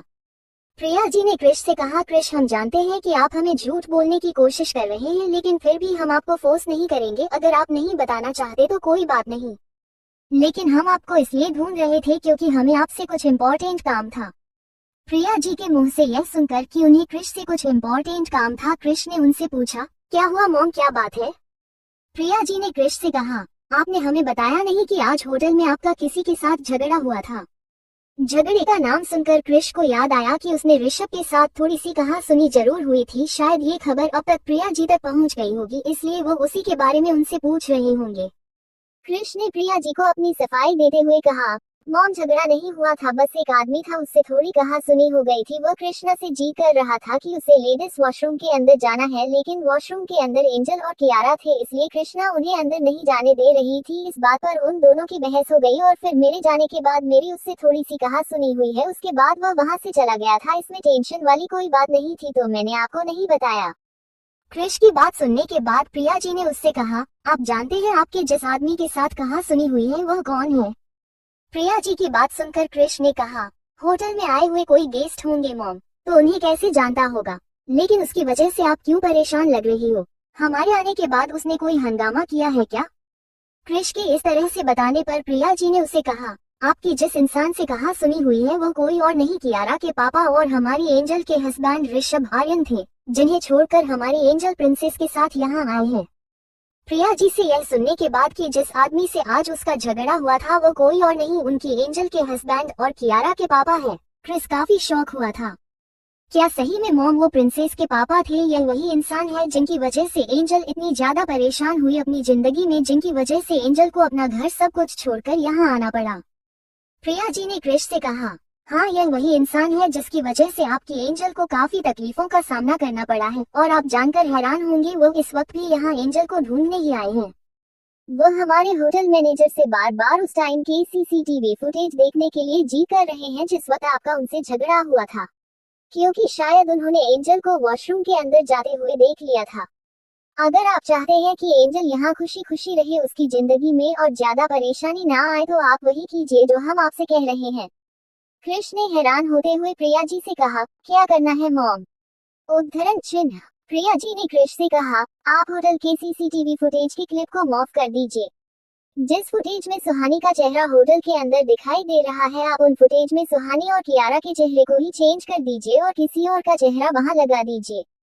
हम नहीं चाहते कि आर्यन को कियारा और एंजल के बारे में कुछ भी पता चले। हम अब एंजल और प्रिंसेस की जिंदगी में कोई और दुख नहीं देखना चाहते। प्रिया जी की बात सुनने के बाद क्रिश ने कहा, ठीक है मॉम, मैं ये काम अभी कर देता हूँ। होटल की ओनरशिप में महेश जी के नाम होने की वजह से होटल के वीआईपी मेंबर्स में घर के सारे सदस्यों के नाम जुड़े हुए थे, इसलिए क्रिश के पास भी महेश की आईडी के थ्रू होटल का एक्सेस था। क्रिश ने जल्द ही अपने लैपटॉप पर काम करना शुरू कर दिया और कुछ ही वक्त में उसने सुहानी और कियारा फोटोज को मॉफ कर दिया। अब जिस चीज फुटेज में सुहानी और कियारा का फेस शो हो रहा था वहाँ किसी और ही लड़की का चेहरा दिखाई दे रहा था। अब कोई चाहे तो भी सुहानी और कियारा की फुटेज वहां से नहीं निकल सकता था, और किसी ने वो फुटेज वहां से निकल भी ली तो उसे कहीं भी सुहानी और कियारा का नाम निशान भी नहीं दिखाई देने वाला था। काम होते ही कृष्ण प्रिया जी को मैसेज किया कि मॉम काम हो गया। प्रिया जी को जिस वक्त क्रिश का ये मैसेज मिला था कि काम हो गया है, इस वक्त होटल की ऐप पर फायर अलार्म के इमरजेंसी मैसेज शो हो रहे थे। फायर अलार्म का मैसेज देखते ही प्रिया जी समझ गई थी कि यह एक फॉल्स फायर अलार्म है जो होटल मैनेजमेंट की टीम को गुमराह करने के लिए किया गया था। प्रिया जी की बात सुनने के बाद क्रिश ने कहा, ठीक है मॉम, मैं ये काम अभी कर देता हूँ। होटल की ओनरशिप में महेश जी के नाम होने की वजह से होटल के वीआईपी मेंबर्स में घर के सारे सदस्यों के नाम जुड़े हुए थे, इसलिए क्रिश के पास भी महेश की आईडी के थ्रू होटल का एक्सेस था। क्रिश ने जल्द ही अपने लैपटॉप पर काम करना शुरू कर दिया और कुछ ही वक्त में उसने सुहानी और कियारा फोटोज को मॉफ कर दिया। अब जिस चीज फुटेज में सुहानी और कियारा का फेस शो हो रहा था वहाँ किसी और ही लड़की का चेहरा दिखाई दे रहा था। अब कोई चाहे तो भी सुहानी और कियारा की फुटेज वहाँ से नहीं निकल सकता था, और किसी ने वो फुटेज वहाँ से निकल भी ली तो उसे कहीं भी सुहानी और कियारा का नाम निशान भी नहीं दिखाई देने वाला था। काम होते ही क्रिश ने प्रिया जी को मैसेज किया कि मॉम काम हो गया। प्रिया जी को जिस वक्त क्रिश का यह मैसेज मिला था कि काम हो गया है, इस वक्त होटल की ऐप पर फायर अलार्म के इमरजेंसी मैसेज शो हो रहे थे। फायर अलार्म का मैसेज देखते ही प्रिया जी समझ गई थी कि यह एक फॉल्स फायर अलार्म है जो होटल मैनेजमेंट की टीम को गुमराह करने के लिए किया गया था। लेकिन अब वो निश्चित थी कि जो भी हो जाए सुहानी अब सेफ थी। कोई कितनी ही कोशिश क्यों न कर ले, वो सुहानी तक नहीं पहुंच सकते थे। अगले दिन सभी नाश्ते की टेबल पर बैठे हुए थे, तब सुहानी कियारा के साथ सीढ़ियों से नीचे उतरकर हम सबके पास आ गई। सब लोग उनके आने का ही इंतजार कर रहे थे। कृष्ण ने कियारा को आते ही अपनी गोद में ले लिया। महेश जी इस वक्त इस उलझन में थे कि वह कैसे सुहानी से ये कहे कि वो उसे अभी लंदन भेजना चाहते हैं। महेश जी ने सोचा था कि वो अपने तीनों बच्चों को लंदन शिफ्ट कर देंगे क्योंकि वहाँ पर उनके कॉन्टैक्ट काफी अच्छे थे, इसलिए वह तीनों वहाँ पर ज्यादा सेफ रहते।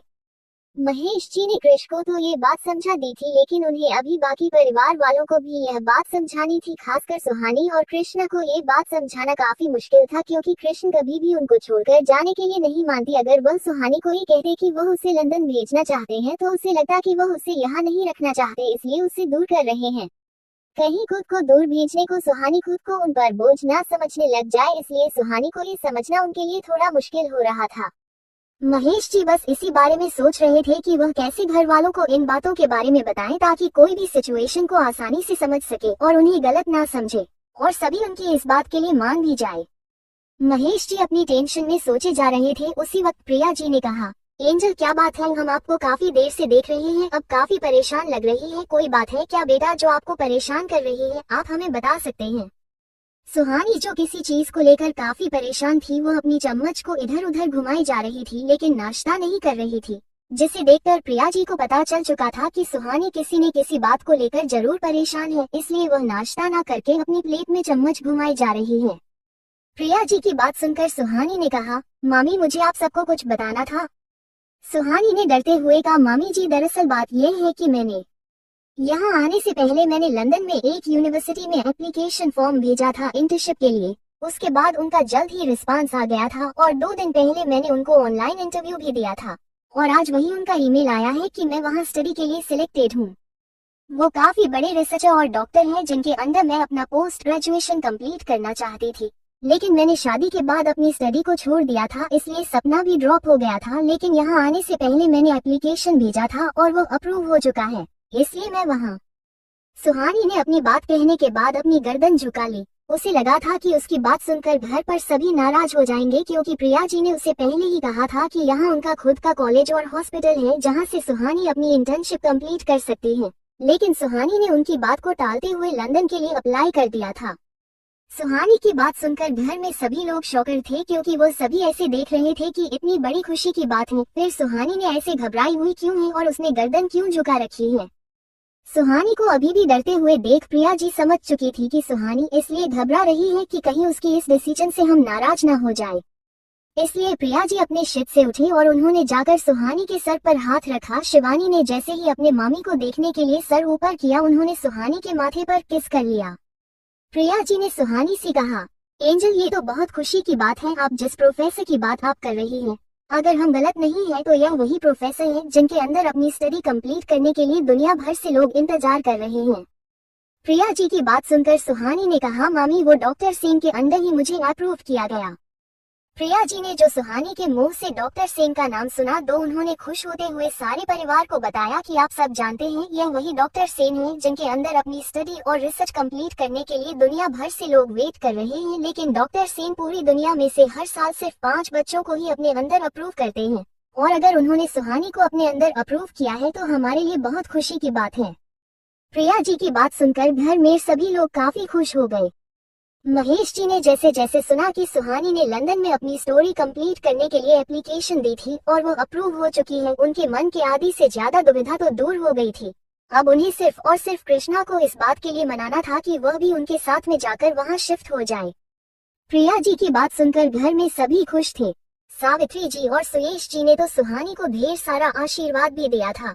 कृष्णा और कृष भी सुहानी के लिए काफी ज्यादा खुश थे, उन्होंने सुहानी को कॉन्ग्रेचुलेशंस किया था। अब सिर्फ महेश जी ही इस बात के लिए बचे थे कि वह भी सुहानी को वहां जाने के लिए अलाउ कर दे, क्योंकि जब से उन्होंने यह न्यूज सुनी थी उन्होंने अपने मुंह से एक शब्द भी नहीं कहा था। वह काफी परेशान भी लग रहे थे, इसलिए सुहानी को डर लग रहा था कि कहीं उसके मामा इस बात के लिए मना ना कर दे कि वो सुहानी को वहां नहीं भेजेंगे। सुहानी के साथ साथ बाकी परिवार वाले भी महेश जी के जवाब का इंतजार कर रहे थे। जब काफी देर तक महेश जी ने कुछ भी नहीं कहा तो प्रिया जी ने उनसे पूछा, क्या हुआ, आप खुश नहीं है कि हमारे सुहानी का डॉक्टर सेन के अंदर सिलेक्शन हुआ है। प्रिया जी की बात सुनकर महेश जी ने कहा, मैं तो इस बात के लिए काफी खुश हूँ कि सुहानी ने अपनी जिंदगी में आगे बढ़ाने के लिए कदम उठाया और भगवान ने उसकी इच्छा पूरी की है, वो बाहर जाकर अपनी स्टडी कंप्लीट कर सकती है। मैं इस बात के लिए काफी खुश हूँ, कांग्रेचुलेशन सुहानी बेटा। महेश जी की बात सुनकर घर में सभी खुश हो गए थे, लेकिन प्रिया जी को अभी भी उनके जवाब देने का तरीका समझ में नहीं आया था। महेश जी ने अभी भी जो कहा था उसने प्रिया जी के मन में शक पैदा कर दिया था।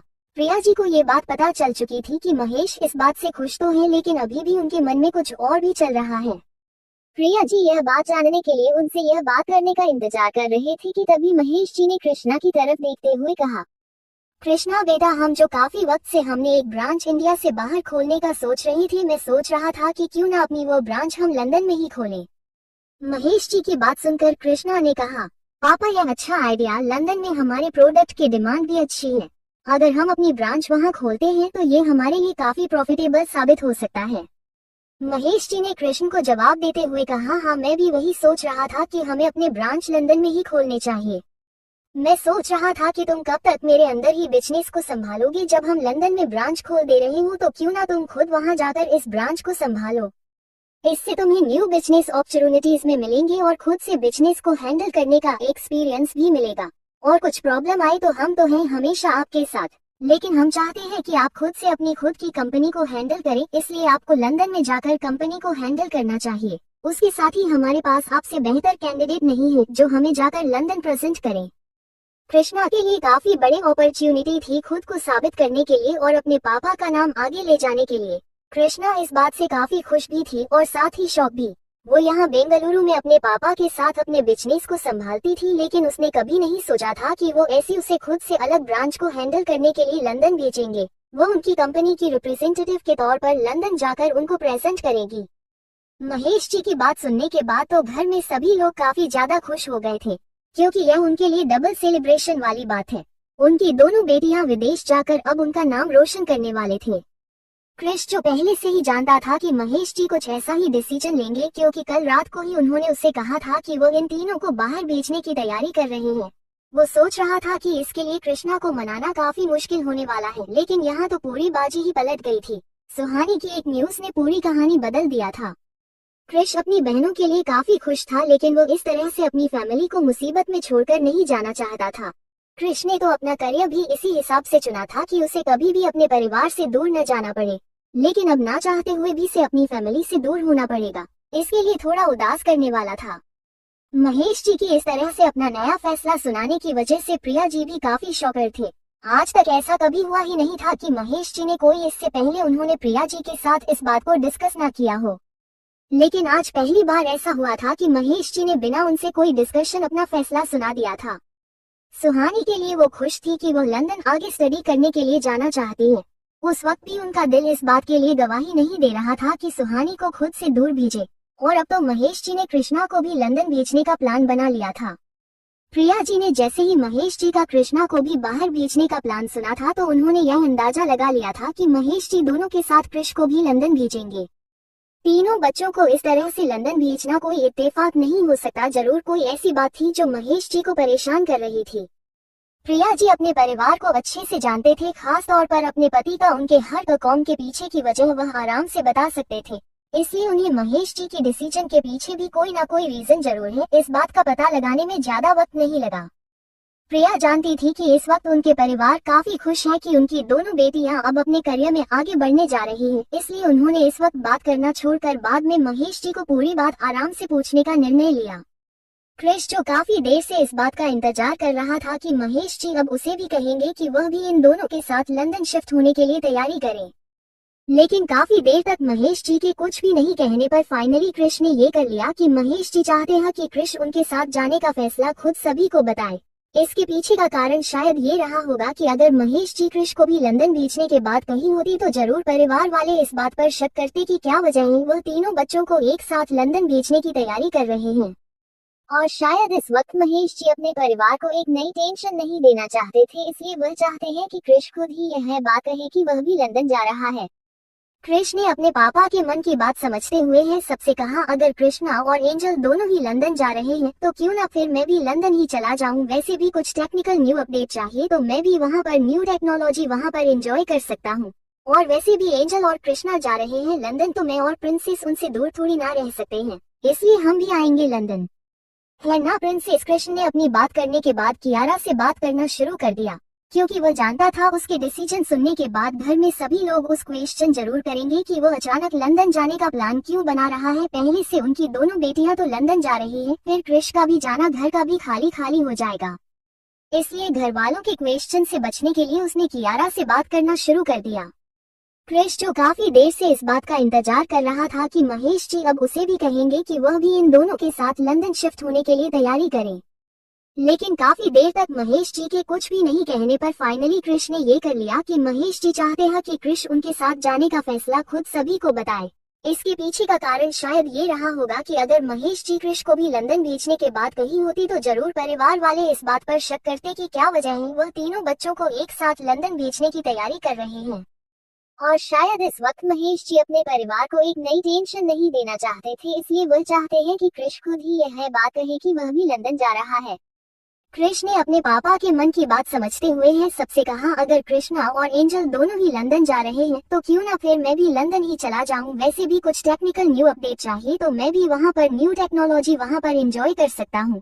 और वैसे भी एंजल और कृष्णा जा रहे हैं लंदन तो मैं और प्रिंसेस उनसे दूर थोड़ी ना रह सकते हैं, इसलिए हम भी आएंगे लंदन, है ना प्रिंसेस। कृष्ण ने अपनी बात करने के बाद कियारा से बात करना शुरू कर दिया, क्योंकि वो जानता था उसके डिसीजन सुनने के बाद घर में सभी लोग उस क्वेश्चन जरूर करेंगे कि वो अचानक लंदन जाने का प्लान क्यों बना रहा है। पहले से उनकी दोनों बेटियां तो लंदन जा रही है, फिर कृष्ण का भी जाना घर का भी खाली खाली हो जाएगा।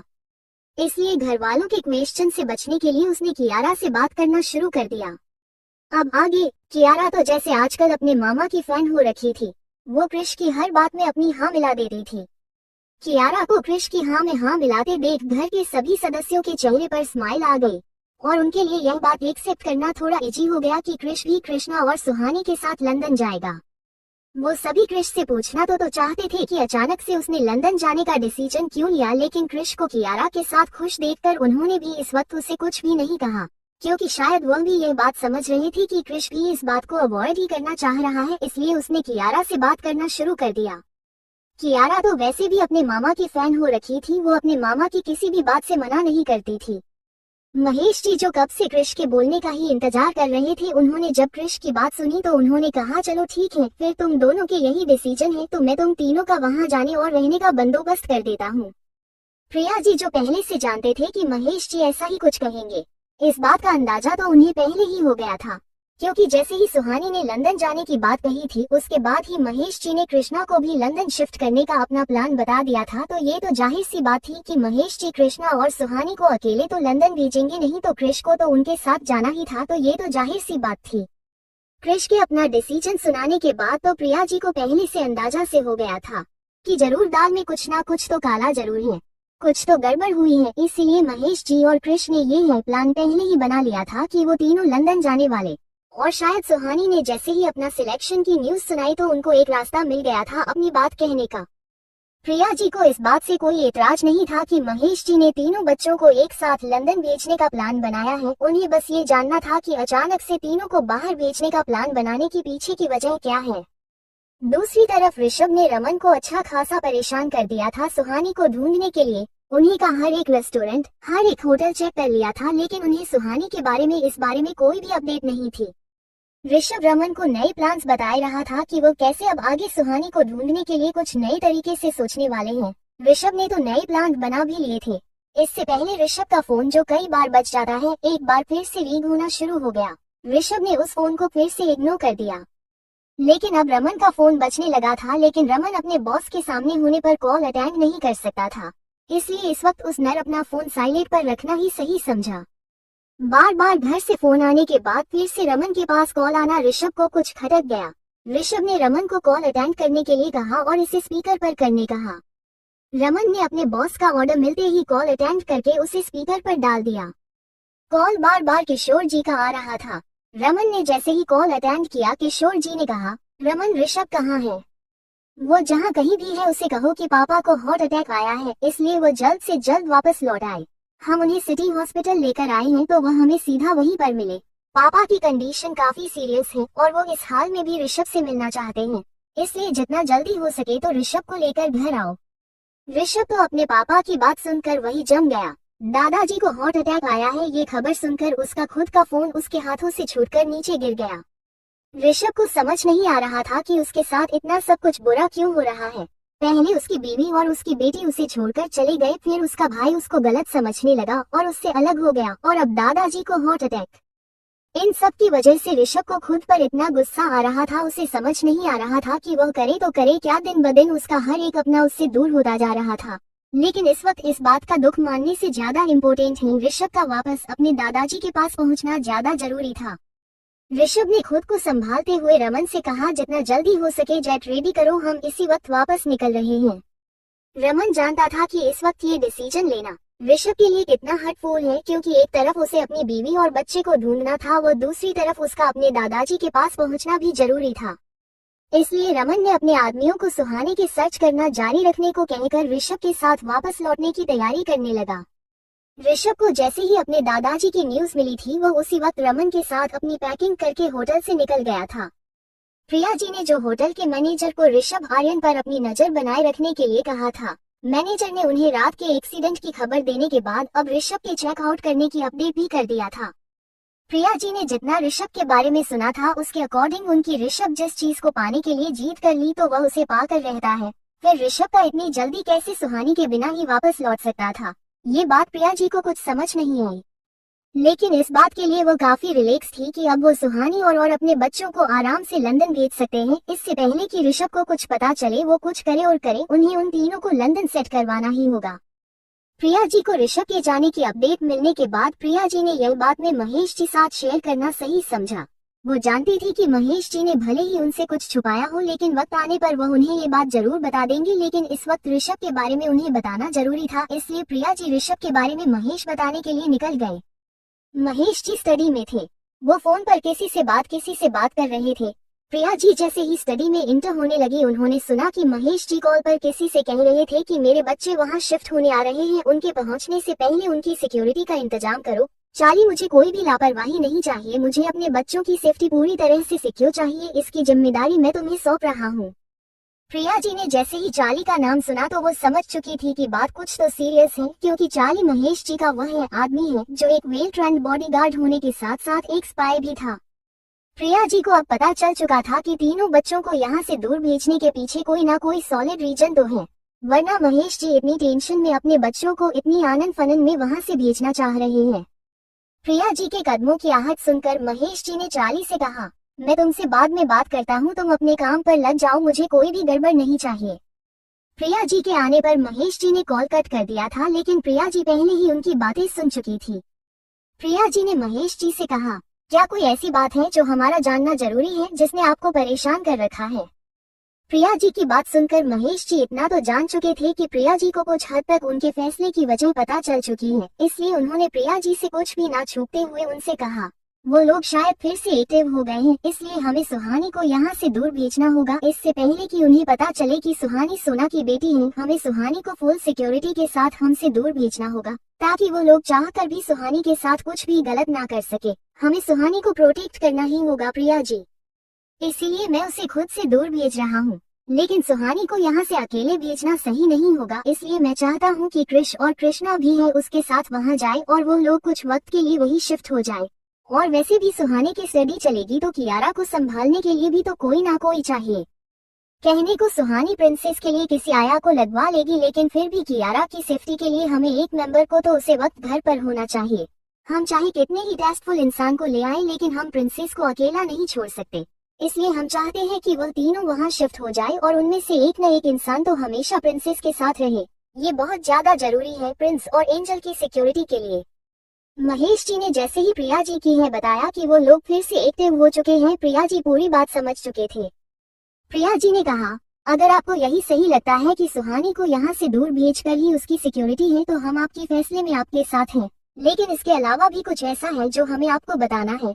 हमें आपको एंजल के बारे में कुछ बताना है, कुछ बहुत जरूरी बात है। प्रिया जी की बात सुनकर महेश जी ने कहा, क्या हुआ, आप काफी परेशान लग रही हैं, क्या इससे भी कुछ बुरा हुआ है जिसने आपको परेशानी में डाल दिया है? प्रिया जी ने कहा, हाँ कुछ हुआ और इसके बारे में आपका जानना जरूरी है, और यह हमारी एंजल और प्रिंसेस के बारे में है। उसके बाद प्रिया जी ने कल रात से जो कुछ भी हो रहा था उसके बारे में सब कुछ महेश जी को बता दिया। क्रिश जो अपने पापा से बात करने के लिए वहाँ आ ही रहा था, उसने भी प्रिया जी और महेश जी की सारी बात सुन ली थी। क्रिश ने अंदर आते हुए कहा, आपका डिसीजन बिल्कुल सही है पापा, फिलहाल के हालात देखते हुए मुझे भी लगता है कि हमें एंजल को इन सब से दूर करने के लिए उसे लंदन भेजना ही सही है। और आप दोनों फिक्र मत कीजिए, अपनी दोनों बहनों की सेफ्टी के लिए मैं हर वक्त उनके साथ वहाँ रहूंगा, और प्रिंस तो वैसे भी मेरे साथ हर वक्त से क्यों ही रहेगी। वैसे भी मैं अपना सारा काम घर से करने वाला हूँ, तो मेरी हर वक्त नजर प्रिंसेस पर ही रहेगी, इसलिए आप उन तीनों के बारे में निश्चित हो जाइए। प्रिया जी और महेश जी जानते थे कि कृष अपने परिवार को लेकर कितना पॉजिटिव है। अगर बात उसके अपने परिवार की आ जाए है तो वह अपनी जान देखकर भी अपनी फैमिली के सिक्योर करेगा। ये बात वह दोनों ही जानते थे कि कृष अपनी फैमिली के लिए जान दे सकता है तो किसी की भी जान ले सकता है। यहाँ तो बात उसकी बहनों की हो रही थी, फिर कृष किसी भी हालत में पीछे हटने वाला नहीं था। महेश जी ने कृष से कहा, हमें तुमसे यही उम्मीद थी कृष, लेकिन अपनी बहनों का ध्यान रखने के साथ साथ तुम्हें खुद का भी ख्याल रखना होगा, क्योंकि तुम भी उन लोगों की नजरों में हो। तुमने कई बार उन लोगों के मिशन को अनसक्सेसफुल किया है, तो जाहिर सी बात है कि इस बार शायद वो तुम्हें भी टारगेट करे, इसे तुम्हें भी संभाल कर रखना होगा। अपना ख्याल रखना बेटा। मैंने तुम लोगों के वहां जाने का सारा बंदोबस्त कर दिया है। चार्ली को मैंने तुम लोगों की सिक्योरिटी के लिए वहां लगा दिया है, लेकिन फिर भी मैं चाहता हूं कि तुम लोग थोड़े एक्स्ट्रा केयरफुल रहो। हम किसी पर भी भरोसा नहीं कर सकते, इसलिए वहां जाकर सब कुछ तुम्हें संभालना है। प्रिया जी ने कहा, मैं आप सब लोगों के निकलने की तैयारी करती हूँ। ये कहकर वो वहां से चली गई, क्योंकि जितनी जल्दी हो सके वो तीनों को यहाँ से लंदन भेजना चाहते थे, और इसके लिए उन्हें बिना किसी को शक हुए अपने मिशन को अंजाम देना था। प्रिया जी और महेश जी जानते थे कि कृष्ण अपने परिवार को लेकर कितना पॉजिटिव है। अगर बात उसके अपने परिवार की आ जाए है तो वह अपनी जान देखकर भी अपनी फैमिली की सिक्योर करेगा। ये बात वो दोनों ही जानते थे कि कृष्ण अपनी फैमिली के लिए जान दे सकता है तो किसी की भी जान ले सकता है। यहाँ तो बात उसकी बहनों की हो रही थी, फिर कृष्ण किसी भी हालत में पीछे हटने वाला नहीं था। महेश जी ने कृष्ण से कहा, हमें तुमसे यही उम्मीद थी कृष्ण, लेकिन अपनी बहनों का ध्यान रखने के साथ साथ तुम्हें खुद का भी ख्याल रखना होगा, क्योंकि तुम भी उन लोगों की नजरों में हो। तुमने कई बार उन लोगों के मिशन को अनसक्सेसफुल किया है, तो जाहिर सी बात है कि इस बार शायद वो तुम्हें भी टारगेट करे। इसे तुम्हें भी संभाल कर रखना होगा। अपना ख्याल रखना बेटा। मैंने तुम लोगों के वहां जाने का सारा बंदोबस्त कर दिया है। चार्ली को मैंने तुम लोगों की सिक्योरिटी के लिए वहां लगा दिया है, लेकिन फिर भी मैं चाहता हूँ कि तुम लोग थोड़े एक्स्ट्रा केयरफुल रहो। हम किसी पर भी भरोसा नहीं कर सकते, इसलिए वहां जाकर सब कुछ तुम्हें संभालना है। प्रिया जी ने कहा, मैं आप सब लोगों के निकलने की तैयारी करती हूँ। ये कहकर वो वहां से चली गई, क्योंकि जितनी जल्दी हो सके वो तीनों को यहाँ से लंदन भेजना चाहते थे, और इसके लिए उन्हें बिना किसी को शक हुए अपने मिशन को अंजाम देना था। अब आगे प्रिया जी और महेश जी ने अपने दिल पर पत्थर रखकर फाइनली अपने बच्चों को खुद से दूर भेज दिया था। ये डिसीजन लेना उनके लिए कितना मुश्किल होता है, ये बात को दोनों ही जानते थे, लेकिन अपने बच्चों की जिंदगी की सलामती के लिए उन्हें ये डिसीजन लेना ही था। सावित्री जी और सुरेश जी ने भी अपनी जिंदगी में ऐसे उतार चढ़ाव बहुत बार देखे थे, इसलिए वह जानते थे कि उनके बच्चों की जिंदगी में भी अभी वही वक्त चल रहा है जब उन्हें अपने बच्चों की खुशी के लिए, उनकी सुरक्षा के लिए उन्हें कुछ जरूर भेजना पड़ता है। 3 साल बाद medical university of science London doctor Sen stage पर अपना वहां के सारे साइंटिस्ट और डॉक्टर को अपना इंट्रो देते हुए कहा, मैं जानता हूं कि आज हमारी यूनिवर्सिटी के लिए बहुत बड़ा दिन है। आज हम सभी लोग अपनी इस यूनिवर्सिटी की स्थापना दिवस को सेलिब्रेट करने के लिए यहाँ पर इकट्ठा हुए हैं। आप सब लोग जानते हैं कि मुझे स्टेज पर इतना ज्यादा बोलना नहीं आता, लेकिन जब आप लोग चाहते हैं कि मैं अपनी जिंदगी के कुछ एक्सपीरियंस आपके साथ शेयर करूं, तो आज मैं आपको अपने एक ऐसे स्टूडेंट के बारे में चाहता हूं जो मेरे पास जब आती थी वो बिल्कुल एकदम से डरी सहमी थी। वो यहाँ अपने टैलेंट के बेसिस पर आ चुकी थी, लेकिन यहाँ के यूनिवर्सिटी और यहाँ के लोगों को देखकर उसे शायद काफी डर लग रहा था अपने आने वाले फ्यूचर को लेकर। और होना जरूरी भी होता है, क्योंकि आपके अंदर का डर ही आपके अंदर की सबसे स्ट्रांग पर्सन को बाहर निकाल कर लाता है। आपका डर हमेशा आपको ये बताता रहता है कि आज आपने खुद को मजबूती सी दुनिया के सामने नहीं रखा तो आप शायद उनसे पीछे रह जाएंगे। आपका डर आपको वो ताकत देता है जो आपको इस दुनिया में सबसे अलग बनाती है। मैं ये नहीं कहता कि जिस इंसान के अंदर डर है वो अपनी जिंदगी में कुछ नहीं कर सकता, लेकिन मैं ये चीज दावे से कह सकता हूँ कि जिस भी इंसान को अपनी प्रॉपर तैयारी के बाद भी डरता है, वो इंसान अपनी काबिलियत से इतिहास जरूर रचता है। ये साबित कर दिखाया है मेरी एक स्टूडेंट ने। पिछले 20 साल से मैं इस यूनिवर्सिटी में काम कर रहा हूँ, अपनी रिचर्स से आने वाली पीढ़ी को सिखाता आ रहा हूँ कि वो भी कुछ ऐसा कर सकते हैं जो हमारे मानव समाज के साथ साथ नेचर में मौजूद बाकी जीव जंतुओं के लिए भी उपयोगी साबित हो सकता है। इन 20 साल में मेरे स्टूडेंट ने कुछ हद तक इस थ्योरी पर काम करते हुए अपनी स्टडी के साथ रिसर्च भी कंप्लीट भी किया है, लेकिन इन 20 सालों में मुझे सिर्फ एक ही स्टूडेंट ऐसा मिला जिसने इस थ्योरी पर काम करते हुए इतने कम समय में इस रिसर्च को कंप्लीट किया है। और मुझे ये बताते हुए काफी खुशी हो रही है कि मेरा ये स्टूडेंट इंडिया से है, जिसने आज अपने गुरु यानी मुझसे भी बेहतर रिसर्च कंप्लीट कर दिखाई है। मैं डॉक्टर सेन आप सभी को अपने इंडियन स्टूडेंट से इंट्रोड्यूस करवाना चाहूंगा, जिसने सबसे कम वक्त में अपनी स्टडी और रिसर्च खत्म की है। Please come miss Suhani on the stage. Suhani का नाम अनाउंस होते ही सामने की चेयर पर बैठी क्रिश और कियारा के साथ सुहानी उठकर स्टेज पर चली गई। सुहानी के स्टेज पर पहुंचते ही सभी ने उसका तालियों से स्वागत किया। डॉक्टर सेन ने सभी से एक बार फिर से सुहानी को इंट्रोड्यूस करवाया और उसके बाद उन्होंने सुहानी को डिग्री देकर उसका सम्मान भी किया। डॉक्टर सेन ने सुहानी से कहा कि वो जाने से पहले सभी को अपनी जिंदगी का बीज मंत्र बताए, जिसने उसकी यहाँ तक पहुँचने में मदद की। सुहानी ने माइक लेते हुए कहा, मुझे अपनी स्टडी को कंप्लीट करने में सबसे बड़ी गाइड्स रही है तो वो डॉक्टर सेन की रही है। उन्होंने हर कदम पर अपने स्टूडेंट का साथ दिया है और उन्हें मोटिवेट करते आए हैं। लेकिन अगर आप ये जानना चाहते हैं कि आगे बढ़ने के लिए मुझे हिम्मत कहाँ से मिली, तो मैं आपको बता दूं, ये सपोर्ट मुझे मेरी फैमिली से मिलता है। ये हिम्मत मुझे मेरी प्रिंसेस से मिलती है, जो हर बार मुझे मुझे यही कहती है कि मम्मा you are the best, you can do anything in this world. उसके इन्हीं वर्ड्स को याद करके मैंने अपना हर चैलेंज कंप्लीट किया है। सुहानी ने माइक लेते हुए कहा, मुझे अपनी स्टडी को कंप्लीट करने में सबसे बड़ी गाइड्स रही है तो वो डॉक्टर सेन की रही है। उन्होंने हर कदम पर अपने स्टूडेंट का साथ दिया है और उन्हें मोटिवेट करते आए हैं। लेकिन अगर आप ये जानना चाहते हैं कि आगे बढ़ने के लिए मुझे हिम्मत कहाँ से मिली, तो मैं आपको बता दूं, ये सपोर्ट मुझे मेरी फैमिली से मिलता है। ये हिम्मत मुझे मेरी प्रिंसेस से मिलती है, जो हर बार मुझे मुझे यही कहती है कि मम्मा you are the best, you can do anything in this world. उसके इन्हीं वर्ड्स को याद करके मैंने अपना हर चैलेंज कंप्लीट किया है। इसके साथ ही मेरा आप सभी के लिए सिर्फ एक ही मैसेज है, आप जिंदगी में जो कुछ भी हासिल करना चाहते हैं उसके लिए एक मोटिव तैयार करें और हर वक्त अपने मोटिव को याद करते रहिए। अपनी सफलता की ओर चलने के लिए आपको हिम्मत खुद पर खुद ही मिल जाएगी। सुहानी ने बहुत कम शब्दों के साथ अपना स्पीच कंप्लीट किया। डॉक्टर सेन जानते थे कि सुहानी बहुत ही कम बोलती है, लेकिन इसका फोकस और उसका कंसंट्रेशन काफी ज्यादा अच्छा है। एक लंबा चौड़ा भाषण देने से ज्यादा बेहतर होता है कि आप काफी कम शब्दों में अपने सटीक बात लोगों के सामने रखें, और सुहानी में ये हुनर कुट कुट के भरा हुआ था। इसलिए डॉक्टर सेन ने भी सुहानी को आगे कुछ नहीं कहा। सुहानी ने अपनी स्पीच खत्म करके माइक डॉक्टर सेन उनको पकड़ दिया और इसी के साथ वो स्टेज से नीचे उतर गई। वहां आए साइंटिस्ट इस बात को जानते थे कि उनके लिए टाइम की क्या इम्पोर्टेंस है, लेकिन उन्हें यह नहीं पता था कि एक यंग एज की डॉक्टर जिसने अभी हाई स्टडी कंप्लीट की है, वह भी वक्त की इतनी ज्यादा टाइम की पाबंद होगी। जहां आजकल की यूथ को स्टेज मिलते ही वो बोलना शुरू करते हैं और एक लंबी चौड़ी कहानी सुना देते हैं, क्योंकि उनको लगता है कि वो काफी खास हैं और उन्हें अपने व्यक्तित्व के बारे में लोगों को बताना चाहिए।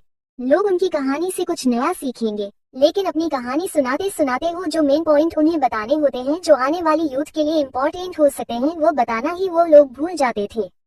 लेकिन सुहानी की पर्सनैलिटी बिल्कुल ही उल्टी थी। उसने काफी कम शब्दों में अपनी बात कही और यह साबित कर दिया कि हर इंसान की अपनी एक स्ट्रेंथ होती है, उसका एक मोटिव होता है, और उसका मोटिव और स्ट्रेंथ ही उसे इतना कैपेबल बनाते हैं कि वो अपने अचीवमेंट को जल्द से जल्द हासिल कर सकता है। सुहानी जब स्टेज से उतर रही थी तो वहां बैठे हुए काफी सारे लोगों ने उसका तालियां के साथ स्वागत किया। क्रिश जी कियारा के साथ सुहानी के आने का वेट कर रहे थे। उन्होंने सुहानी को जब इतना सम्मान मिलते हुए देखा तो वह भी काफी खुश हो गए। कियारा ने तो अपने मामा की गोद में ही खड़े होकर जोर जोर से ताली बजाना शुरू कर दिया। कियारा को ताली बजाते हुए देखकर सुहानी काफी ज्यादा खुश हो गई।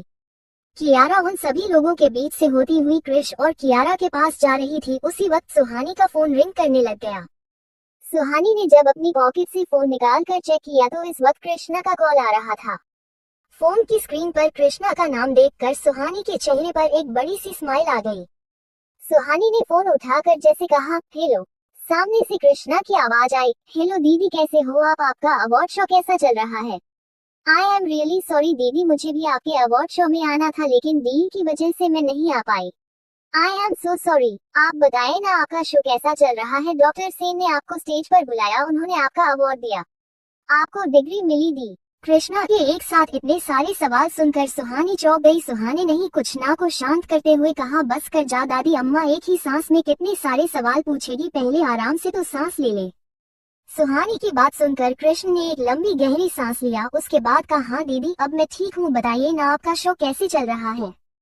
कृष्णा को शांत करने के बाद सुहानी नी ने कहा, मेरा अवार्ड शो काफी अच्छा चल रहा है, डॉक्टर सेन ने मुझे अवार्ड भी दिया है और मुझे मेरी डिग्री भी मिल गई है, और मुझे अवार्ड मिलते देख आपकी भाजी और क्रिश इतने ज्यादा खुश है कि सब लोगों की तालियां के बीच सबसे ज्यादा आवाज उन्हीं की आ रही है। सुहानी की बात सुनकर कृष्णा ने कहा, ओ दीदी, आई एम सो एक्साइटेड, मुझे भी आपका अवार्ड शो देखना था, लेकिन मैं तो यहाँ बिजनेस डील की वजह से फंस गई थी, कृष्णा ने उदास होते हुए कहा। कृष्णा को यूं मायूस होते देख सुहानी ने कहा, यहाँ के अवार्ड शो की सारी न्यूज तुम्हें तुम्हारी भांजी अच्छे से डिटेल में देगी, लेकिन उससे पहले मुझे तुम ये बताओ, तुम्हारी डील कैसे रही? सुहानी का सवाल सुनकर कृष्णा ने कहा, हाँ दीदी, मेरी बिजनेस मीटिंग काफी अच्छी रही और हमें डील क्रैक भी कर ली। ये डील हमें यह मिली है, उस जनेजा ने काफी कोशिश की थी, लेकिन उसकी सारी कोशिशें पर हमने पानी फेर दिया। वो काफी एंग्री मैन बनकर घूर रहा था, लेकिन उसके बोलने से हमें कोई फर्क नहीं पड़ा और यह डील फाइनली हमें ही मिली है, क्योंकि हमारा प्रेजेंटेशन काफी ज्यादा अच्छा था। सुहानी ने जैसे ही सुना कि कृष्णा ने से अभी भी यह कहा है कि जाने जा, इस दिल से कुछ नहीं है, वो पूरी मीटिंग के दौरान भी कृष्ण और उसकी टीम को ही बोल रहा था। सुहानी ने कृष्ण से पूछा, तुम अभी कहाँ हो? सुहानी का सवाल सुनकर कृष्ण ने कहा, दीदी मैं अभी होटल से निकली हूँ और अब यहाँ से सीधा मैं आपके पास ही आ रही हूँ। कृष्ण जो रास्ते से सुहानी और कृष्ण के पास आने वाली थी वह रास्ता काफी लंबा था और काफी सुनसान भी। सुहानी ने कृष्णा को वहां आने से मना करना चाहती थी क्योंकि अवार्ड शो तो वैसे भी खत्म होने को था और वो लोग भी अब वहां से सीधा घर ही जाने वाले थे। सुहानी कृष्णा को कुछ कहती उससे पहले ही उसका कॉल कट होने लगा। आवाज क्लियर नहीं होने की वजह से कृष्ण ने सुहानी से यह कहा था, दीदी मैं आप लोगों को अवार्ड शो सीधा ही पिक कर लूंगी, आप मुझे वहीं पर मिले, मैं अभी यहाँ से निकल ही रही हूँ। शायद कृष्णा का नेटवर्क काफी वीक था क्योंकि उनकी मीटिंग जिस होटल में हुई थी वह काफी शहर से बाहर जंगली एरिया की तरफ था और वहां पर नेटवर्क कनेक्शन थोड़ा वीक था। सुहानी ने कृष्णा को कहा वह आने के लिए मना कर रही थी, लेकिन कृष्ण का फोन उससे पहले हिट हो गया। उसके बाद सुहानी ने काफी देर तक कृष्ण को वापस से कॉल करने की कोशिश की, लेकिन कृष्ण का कॉल लगी ही नहीं रहा था, आउट ऑफ नेटवर्क बता रहा था। सुहानी को अपने फोन के साथ इस तरह से परेशान देखकर कृष्ण कियारा को गोद में देखकर सीधा उसी के पास आ गया। कृष्ण सुहानी से कहा, क्या हुआ एंजल, तुम काफी परेशान लग रही हो, ये तुम फोन पर किस बात कर रही थी और बात करने के बाद में इतना परेशान क्यों हो गई? सुहानी ने कृष्ण को कहा, वो कृष्णा का फोन था, हूँ वही बता रही थी, उसकी मीटिंग सक्सेस रही और उसने ये डील भी कर ली, लेकिन जनेजा को जितना हम जानते हैं उसके ये डील उसके हाथ जाने के बाद चुप बैठने वालों में से नहीं है, कृष्ण से कभी हल्की में ले रही है। मुझे लग रहा है कि कृष्णा सिर्फ नहीं है, मैं इस वक्त उसके साथ होना चाहिए था। कृष्ण खुद भी यह बात अच्छे से जानता था कि जानेजा एक अच्छा आदमी नहीं है, उसने अपने बिजनेस डील को हासिल करने के लिए कितने ही लोगों के साथ कितना कुछ किया था। कृष्ण ने सुहानी की बात समझते हुए कहा, एंजल तुम प्रिंस को लेकर घर जाओ, मैं देखता हूँ कि जनेजा का क्या करना है। इतना कहकर कृष्ण ने कियारा को सुहानी एक को सौंप दिया और खुद वहां से निकल गया। कृष्ण ये से बात अच्छे से जानता था कि जनेजा इस डील को फिर से हासिल करने के लिए कुछ ना कुछ तो जरूर करेगा और हो सकता है कि वो इस डील हासिल करने के लिए कृष्णा को ही अपना टारगेट बनाए, और उसने इसे कुछ किया तो उसका साफ मतलब था कि कृष्णा की जान इस वक्त खतरे में थी। कृष्ण के वहां से जाने के बाद कियारा ने सुहानी से कहा, मम्मा मासी को क्या हुआ, मामा इतनी जल्दी में कहाँ गए हैं? कियारा इन 3 सालों में काफी समझदार हो गई थी, वो अपने बड़ों के बीच हो रही बातों को समझती भी थी और काफी हिम्मत के साथ उन बातों को एक्सेप्ट करने की भी कोशिश करती थी। सुहानी ने कियारा से कहा, प्रिंसेस मम्मा ने आपको बताया था ना, इस दुनिया में कुछ बुरे लोग भी होते हैं और वह बुरे लोग अच्छे लोगों को अक्सर परेशान करते हैं। आज आपकी मासी को भी कुछ ऐसे ही बुरे लोग परेशान करने वाले हैं, इसलिए मामा मासी को प्रोटेक्ट करने के लिए इतनी जल्दबाजी में यहाँ से गए हैं। सुहानी की बात को ध्यान से सुनने के बाद कियारा ने कहा, मामा क्या आप मासी को प्रोटेक्ट करने के लिए नहीं जाओगे? कियारा की बात सुनकर सुहानी ने कहा, क्या प्रिंस अपने मासी को बुरे लोगों से बचने के लिए नहीं जाएगी? सुहानी की बात सुनकर कियारा ने खुश होते हुए कहा, यस मामा, प्रिंसेस अपने मासी को बचाने जरूर जाएगी, प्रिंस और मामा मिलकर सारे बुरे लोगों के अच्छे से पिटाई करेंगे और फिर मासी को बचा कर ले आएंगे। कियारा ने ये बातें काफी एक्साइटेड होकर कहा था। सुहानी ने कियारा का असाइनमेंट देखकर कहा, तो ठीक है प्रिंस, हम इसी वक्त मासी को लेने के लिए चलते हैं, आप तैयार होना। सुहानी ने जब कियारा से पूछा कि वो तैयार है ना, तो कियारा ने उसे थंब अप का साइंस खाते हुए कहा, यस मामा, प्रिंसेस बिल्कुल तैयार है। कियारा स्माइलिंग फेस की बात सुनकर, सुहानी तो लेट, एस गो बेबी, इतना कहकर सुहानी ने वहां पर माइकल से अपनी ब्लैक कार मंगवा और कियारा को अपने साथ लेकर वहां से निकल गई। कृष्ण जो इस वक्त मजे से अपनी कार में बैठे हुए सुहानी और कृष्ण मिलने के लिए उसके अवार्ड शो फ्री निकल चुकी थी, लेकिन होटल से निकलने के कुछ वक्त बाद कृष्णा के ड्राइवर ने ये चीज नोटिस करने की उनकी कार का पीछा कुछ और गाड़ियां कर रही हैं। कृष्णा का ड्राइवर सिर्फ उसका ड्राइवर ही नहीं बल्कि कृष्ण का बॉडीगार्ड भी था। कृष्णा जब सुहानी से मिलने के लिए उसके व्हाट्सएप के लिए निकली थी तब उसने अपने बाकी सारे बॉडीगार्ड्स को वहां से सीधा घर जाने के लिए कह दिया था, लेकिन जो बॉडीगार्ड इस वक्त कृष्ण की कार चला रहा था वह नॉर्मल बॉडी काटना ही था, वह वही जान लेता जिससे किशोर जी ने अपने बच्चों की सिक्योरिटी के लिए यहाँ पर तैनात किया था। बाकी सभी बॉडीगार्ड्स को सभी की सिक्योरिटी के लिए हायर किया गया था, इसलिए उनका काम था कि वो अपने बॉस के ऑर्डर्स को फॉलो करे और उन्हें प्रोटेक्ट करे। काम तो चली कभी यही था कि उसे उन दोनों को प्रोटेक्ट करना था, लेकिन इसके साथ ही किशोर जी ने उसे ये भी छोड़ दी थी कि उसे अपने बॉस के और फॉलो करने की कोई भी जरूरत नहीं है। उसे उनकी सिक्योरिटी के लिए जो भी काम सही लगी वो बिना उन लोगों की परमिशन के वो स्टेप उठा सकता है। महेश जी जानते थे कि उनके बच्चे जोश में आकर कभी ना कभी तो ये गलती जरूर करेंगे जब वो अपने बॉडीगार्ड्स को खुद से दूर कर देंगे। मैं ऐसी नहीं चाहते थे कि उनके बच्चों की एक गलती उनकी जिंदगी भर भारी पड़ जाए, इसलिए उन्होंने कर लिखो उनके हर वक्त तैनात रहने के ऑर्डर किए थे। और इसके साथ ही चार्ली को इस बात की भी पूरी इजाजत थी कि उसे जो भी चीज सही लगे उन तीनों को प्रोटेक्ट करने के लिए वह कर सकता है। जी जानते थे कि उनके बच्चे जोश में आकर कभी ना कभी तो ये गलती जरूर करेंगे जब वो अपने बॉडीगार्ड्स को खुद से दूर कर देंगे। महेश जी नहीं चाहते थे कि उनके बच्चों की एक गलती उनकी जिंदगी भर भारी पड़ जाए, इसलिए उन्होंने चार्ली को उनके लिए हर वक्त तैनात रहने के ऑर्डर किए थे। और इसके साथ ही चार्ली को इस बात की भी पूरी इजाजत थी कि उसे जो भी चीज सही लगे उन तीनों को प्रोटेक्ट करने के लिए वह कर सकता है। चार्ली यह बात अच्छे से जान चुका था कि वो लोग अब अच्छे से घिर चुके हैं। इस वक्त अगर उसे कृष्णा और खुद को बचाना है तो उसे अपने लोगों के उन तक पहुंचने तक कैसे भी करके कृष्णा को सही सलामत आगे तक लेकर जाना होगा। चार्ली ने गाड़ी की फुल स्पीड कर दी थी और गाड़ी को हवा की रफ्तार से दौड़ने लगा, लेकिन जो गाड़ियां उनकी की गाड़ी का पीछा कर रही थी उन्होंने भी अपनी स्पीड बढ़ा रखी थी और वो लोग भी उनकी गाड़ी का पीछा करने लग गए। चार्ली अपनी ओर से कृष्णा को बचाने की पूरी कोशिश कर रहा था, लेकिन यह उसे भी नहीं पता था कि आज वो कब तक कृष्णा को सुरक्षित रख पाएगा। चार्ली ने अपनी गाड़ी को फुल रेस दे रखी थी। इस वक्त उनकी गाड़ी हवा से बातें कर रही थी। जो लोग उनका पीछा कर रहे थे वो भी कोई अनाड़ी नहीं लग रहे थे। उन लोगों ने भी गाड़ी का पीछा करने में कोई कसर नहीं छोड़ रखी थी। दोनों तरफ से बराबर की टक्कर चल रही थी। चार्ली ने अगर अपनी गाड़ी की थोड़ी भी स्पीड कम की होती तो पीछे से आ रही गाड़ियां उससे टकरा जाती, और अगर उन लोगों ने अपनी स्पीड थोड़ी और बढ़ा दी होती तो भी एक्सीडेंट होना तय था।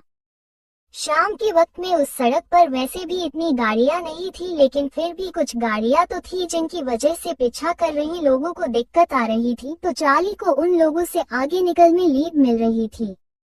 लेकिन आगे का रास्ता देखते हुए चार्ली समझ चुका था कि अब वो लोग जिस रास्ते पर जा रहे हैं वहां उन्हें ज्यादा ट्रैफिक नहीं मिलेगा और उस वक्त उन लोगों से एस्केप करना काफी मुश्किल हो जाएगा। इसलिए उसने अपनी गाड़ी की रेस और ज्यादा बढ़ा दी थी। जब चार्ली को लगा कि वो इससे ज्यादा रेस गाड़ी को नहीं दे सकता, क्योंकि इससे ज्यादा रेस अगर उसने दी तो हो सकता है कि गाड़ी के टायर में स्पार्क हो और हो सकता है गाड़ी में स्पार्क की वजह से ब्लास्ट हो जाए, इसलिए चार्ली ने इस स्पीड पर गाड़ी को दौड़ाए जा रहा था। पीछा कर रही गाड़ियों की भी यही हालत थी। उनके टायर से भी लगातार स्पार्क होते जा रहा था, इसलिए उन्होंने भी अपनी स्पीड थोड़ी कम कर ली, लेकिन वो अभी भी लगातार उनका पीछा किए जा रहे थे।